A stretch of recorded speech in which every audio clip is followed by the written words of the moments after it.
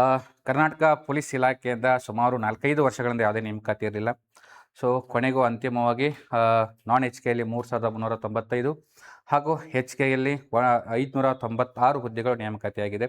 So ತಾವೆಲ್ಲರೂ ಕೂಡ ಈಗಾಗಲೇ ಸಿದ್ಧರಾಗಿದ್ರಿ, ಎಲ್ಲರೂ ಕೂಡ ತಯಾರಿಯನ್ನು ನಡೆಸ್ತಾ ಇದ್ರಿ. ಉಳಿದಿದ್ದು ಎಷ್ಟು 49 ದಿನನ ಎಷ್ಟು ದಿನ ಉಳಿದಿದ್ದು? 50 ಡೇಸ್ ರಿಮೈನಿಂಗ್ 50 ಡೇಸ್ ಇದೆ. ಸೊ 50 ಡೇಸಲ್ಲಿ 100 ಮಾರ್ಕ್ಸ್ ಕ್ವಶನ್ನ ಬರೀ 90 ನಿಮಿಷಗಳಲ್ಲಿ ನೀವೆಲ್ಲ ಕ್ಲಿಯರ್ ಮಾಡಬೇಕಾಗಿರ್ತದೆ. ಸೊ ಆ ಒಂದು 90 ನಿಮಿಷದಲ್ಲಿ ಅದಕ್ಕೆ ಮೈನಸ್ ಅಂಕನೂ ಕೂಡ ಇರ್ತದೆ. ಸೊ ಇವುಗಳನ್ನ ಎಲ್ಲವನ್ನು ಕೂಡ ನೀವು ಮಾಡಿಕೊಂಡು ಪರೀಕ್ಷೆಯಲ್ಲಿ ಎಕ್ಸಾಮನ್ನು ಪಾಸ್ ಮಾಡಿ ಸೊ ನೆಕ್ಸ್ಟ್ ಫಿಸಿಕಲ್ಗೆ ಅಟೆಂಡ್ ಆಗಬೇಕಾಗಿರ್ತದೆ. ಸೊ ಫಿಸಿಕಲಲ್ಲಿ ಯಾರು ಚೆನ್ನಾಗಿ ಸ್ಕೋರನ್ನು ಫಿಸಿಕಲಲ್ಲಿ ಯಾರು ಕರೆಕ್ಟಾಗಿ ಮಾಡ್ತೀರಿ, ಸೊ ನೆಕ್ಸ್ಟ್ ಮೆಡಿಕಲ್ ಇರ್ತದೆ. ಮೆಡಿಕಲ್ ಆದ ನಂತರ ಸೊ ನಿಮ್ಗೇನಿರ್ತದೆ ಅಂತಂದರೆ ಸಿಂಧುತ್ವನೂ ಕೂಡ ಇರ್ತದೆ. ಸಿಂಧುತ್ವದಲ್ಲಿ ಎಲ್ಲ ಕೂಡ ಕ್ಲಿಯರ್ ಆದಮೇಲೆ ನಿಮಗೆ ಅಪಾಯಿಂಟ್ಮೆಂಟ್ ಆರ್ಡರ್ ಅನ್ನೋದು ಬರ್ತದೆ. ಸೊ ಇದೆಲ್ಲ ಪ್ರೊಸೀಜರ್ ಏನಂತಂದರೆ ಸೊ ಒಂದು ನೇಮಕಾತಿ ಹಂತದಲ್ಲಿ ಇರ್ತಕ್ಕಂಥದ್ದು. ಸೊ ಒಂದೊಂದಾಗಿ ನಿಮ್ಗೆಲ್ಲರಿಗೂ ನೇಮಕಾತಿ ಹಂತಗಳ ಬಗ್ಗೆ ಗೊತ್ತಿದೆ ಅಂತ ಹೇಳ್ಕೊತೀನಿ. ಸ್ವಲ್ಪ ಶಾರ್ಟಾಗಿ ಹೇಳ್ಕೊಂಡು ಹೋಗ್ತೀನಿ. ಸೊ ಹಂತದಲ್ಲಿ ಏನು 50 ಡೇಸ್ ಏನು ಸ್ಟ್ರಾಟರ್ಜಿ ಏನಿದೆ, ಸೊ ಈ ಹಿಂದೆ KA ಕ್ವಶನ್ ಪೇಪರಲ್ಲಿ ಏನೇನು ಕೇಳಿದ್ದಾರೆ, ಸೊ ಯಾವ ರೀತಿ ಕ್ವಶನ್ಗಳು ಬರುತ್ತೆ, ಸೊ ಅವುಗಳ ಬಗ್ಗೆನೂ ಸ್ವಲ್ಪ ಡಿಸ್ಕಷನ್ ಮಾಡೋಣ. ಹಾಗೆ ನನ್ನ ಅನುಭವ ಏನಿತ್ತು, ಸೊ ಪೊಲೀಸ್ ಇಲಾಖೆ ಬರೋಕ್ಕಿಂತ ಮುಂಚೆ ನಾನು ಯಾವ ರೀತಿಯಾಗಿರ್ತಕ್ಕಂಥ ಪ್ರಿಪ್ರೇಷನನ್ನು ಮಾಡಿದ್ದೆ, ಸೊ ನಾನು ಪಟ್ಟಂಥ ಕಷ್ಟಗಳೇನು, ಸ್ಟ್ರಗಲ್ ಏನು, ಸೊ ಅದು ನಿಮ್ಗೆ ಆಗಬಾರ್ದು. ಸೊ ನೀವು ಎಲ್ಲಿ ತಪ್ಪನ್ನು ಮಾಡಬಾರ್ದು, ಸೊ ಯಾವ ತಪ್ಪನ್ನು ನೀವು ಸರಿಪಡಿಸ್ಕೋಬೇಕು, ಸೊ ಅದರೆಲ್ಲ ಬಗ್ಗೆ ನಾವು ಮಾತಾಡ್ತಾ ಹೋಗೋಣ. ಸೊ ಒಂದೊಂದಾಗಿ ನಾವು ನೋಡ್ತಾ ಹೋಗೋಣ ಅಂತ ಹೇಳ್ತೀನಿ. ಸ್ನೇಹಿತರೆ, ತಮ್ಗೆಲ್ರೂ ಕೂಡ ಗೊತ್ತಿದೆ. ಸೊ ಮೊದಲೇದಾಗಿ ಸೊ ಪೊಲೀಸ್ ಬರ್ತಾ ಇಲ್ಲ ಇಲಾಖೆ ಅನ್ನೋದು ತಮ್ಗೆಲ್ರಿಗೂ ಗೊತ್ತಿದೆ. ತುಂಬ ಒಂದು ಏನಪ್ಪ ಅಂದರೆ ಸಮಾಜದ ದೃಷ್ಟಿಯಿಂದ ಒಂದು ಒಳ್ಳೆಯ ಇಲಾಖೆ ಅಂತ ಹೆಸರು ಕರೆಸ್ಕೊಂಡಿದೆ. ಅಲ್ಲಿರ್ತಕ್ಕಂಥ ಕರ್ತವ್ಯಗಳು ಕೂಡ ಅಷ್ಟೇ, ಸುಮಾರು ಕರ್ತವ್ಯಗಳಿರ್ತವೆ. ಸೊ ಪೊಲೀಸ್ ಇಲಾಖೆ ಅಂತ ಬಂದಾಗ ತಮ್ಗೆಲ್ರಿಗೂ ಕೂಡ ಗೊತ್ತಿದೆ. ಸೊ ಪೊಲೀಸ್ ಇಲಾಖೆಯಲ್ಲಿ ತುಂಬ ಭಾಗಗಳು ಬರ್ತವೆ. ಅದನ್ನು ಶಾರ್ಟ್ಕಟಾಗಿ ಹೇಳ್ಕೊಂಡು ಸೊ ಮುಂದೆ ಏನೆಲ್ಲ ಇದೆ ಅದನ್ನ ಸ್ವಲ್ಪ ಮಾತಾಡ್ಕೊತ ಹೋಗೋಣ. ಸೊ ಪೊಲೀಸ್ ಇಲಾಖೆ ಅಂತ ಬಂದಾಗ ಫಸ್ಟ್ ಬರ್ತಕ್ಕಂಥದ್ದು ಯಾವುದಪ್ಪ ಅಂದರೆ ಸೊ KSRP ಅಂತ ಬರ್ತದೆ, ಕರ್ನಾಟಕ ಸ್ಟೇಟ್ ರಿಸರ್ವ್ ಪೊಲೀಸ್ ಅಂತ ಬರ್ತದೆ. ಸೊ ಇಲ್ಲಿ ನೀವು ಸೆಕೆಂಡ್ PUC, ಈಗ ಮೊದಲು SSLC ಇತ್ತು, ಈಗ PUC ಮಾಡಿದ್ದಾರೆ. ಸೊ ಈಗ PUC ಎಲ್ಲ ಯಾರಾಗಿರ್ತಾರಲ್ಲ, ಸೊ ಅವರು ಬಾಯ್ಸ್ ಆಗಿರ್ಬೋದು ಮತ್ತು ಲೇಡೀಸ್ ಆಗಿರ್ಬೋದು, ಇಬ್ಬರು ಕೂಡ ಅಪ್ಲಿಕೇಶನನ್ನು ಸಲ್ಲಿಸೋದು ಸೇಮ್ ಇದೆ, ಹೆಂಗೆ ಸಿವಿಲ್ ಇದೆಯಲ್ಲ ಸೊ ಅದೇ ರೀತಿ ಇರ್ತಕ್ಕಂಥದ್ದು. ಬಟ್ ಇಲ್ಲಿ ಏನಿದೆ ಅಂತಂದರೆ ಸೊ ಬಟಾಲಿಯನ್ಗಳಿದೆ. ಸೊ 2 ಲೇಡೀಸ್ ಬಟಾಲಿಯನ್ಗಳಿದೆ, ಇನ್ನೊಂದು 16 ಬಾಯ್ಸ್ ಬಟಾಲಿಯನ್ಗಳಿದೆ.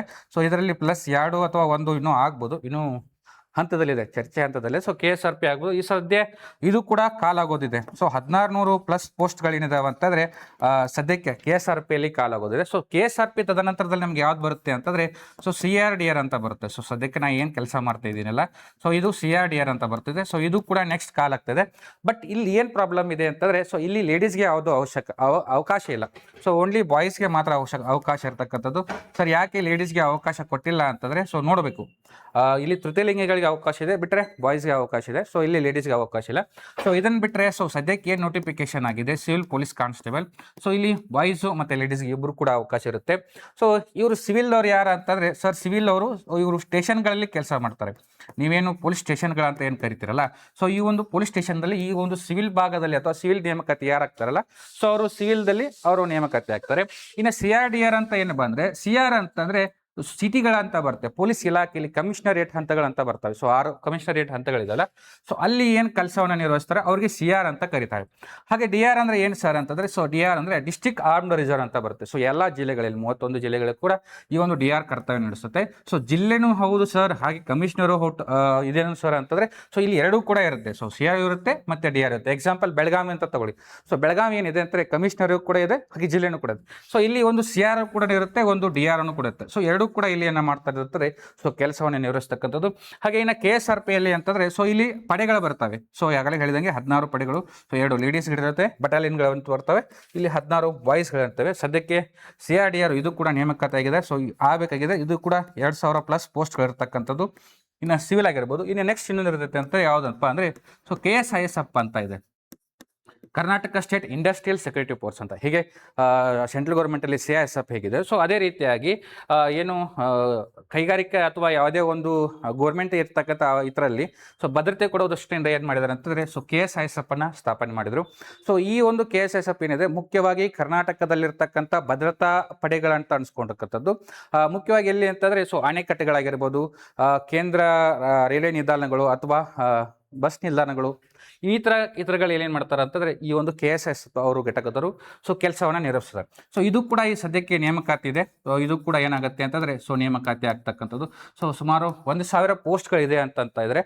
ಸೊ ನೋಡಬೇಕು, ಇಲ್ಲಿ ಕೂಡ KSS ಕೂಡ ಲೇಡೀಸ್ಗಳು ಅವರು ಕೂಡ ಅಪ್ಲಿಕೇಶನ್ ಹಾಕ್ಬೋದು, ಸಿವಿಲಲ್ಲಿ ಕೂಡ ಹಾಕ್ಬೋದು, ಹಾಗೆ ಇನ್ನು KSRPಯಲ್ಲಿ ಹಾಕ್ಬೋದು. ಸೊ ಇಷ್ಟು ಏನಪ್ಪ ಅಂದರೆ ಸೊ ಪೊಲೀಸ್ ಇಲಾಖೆಯಲ್ಲಿ ಬರ್ತಕ್ಕಂಥ ಸೊ ವಿಂಗ್ಗಳು.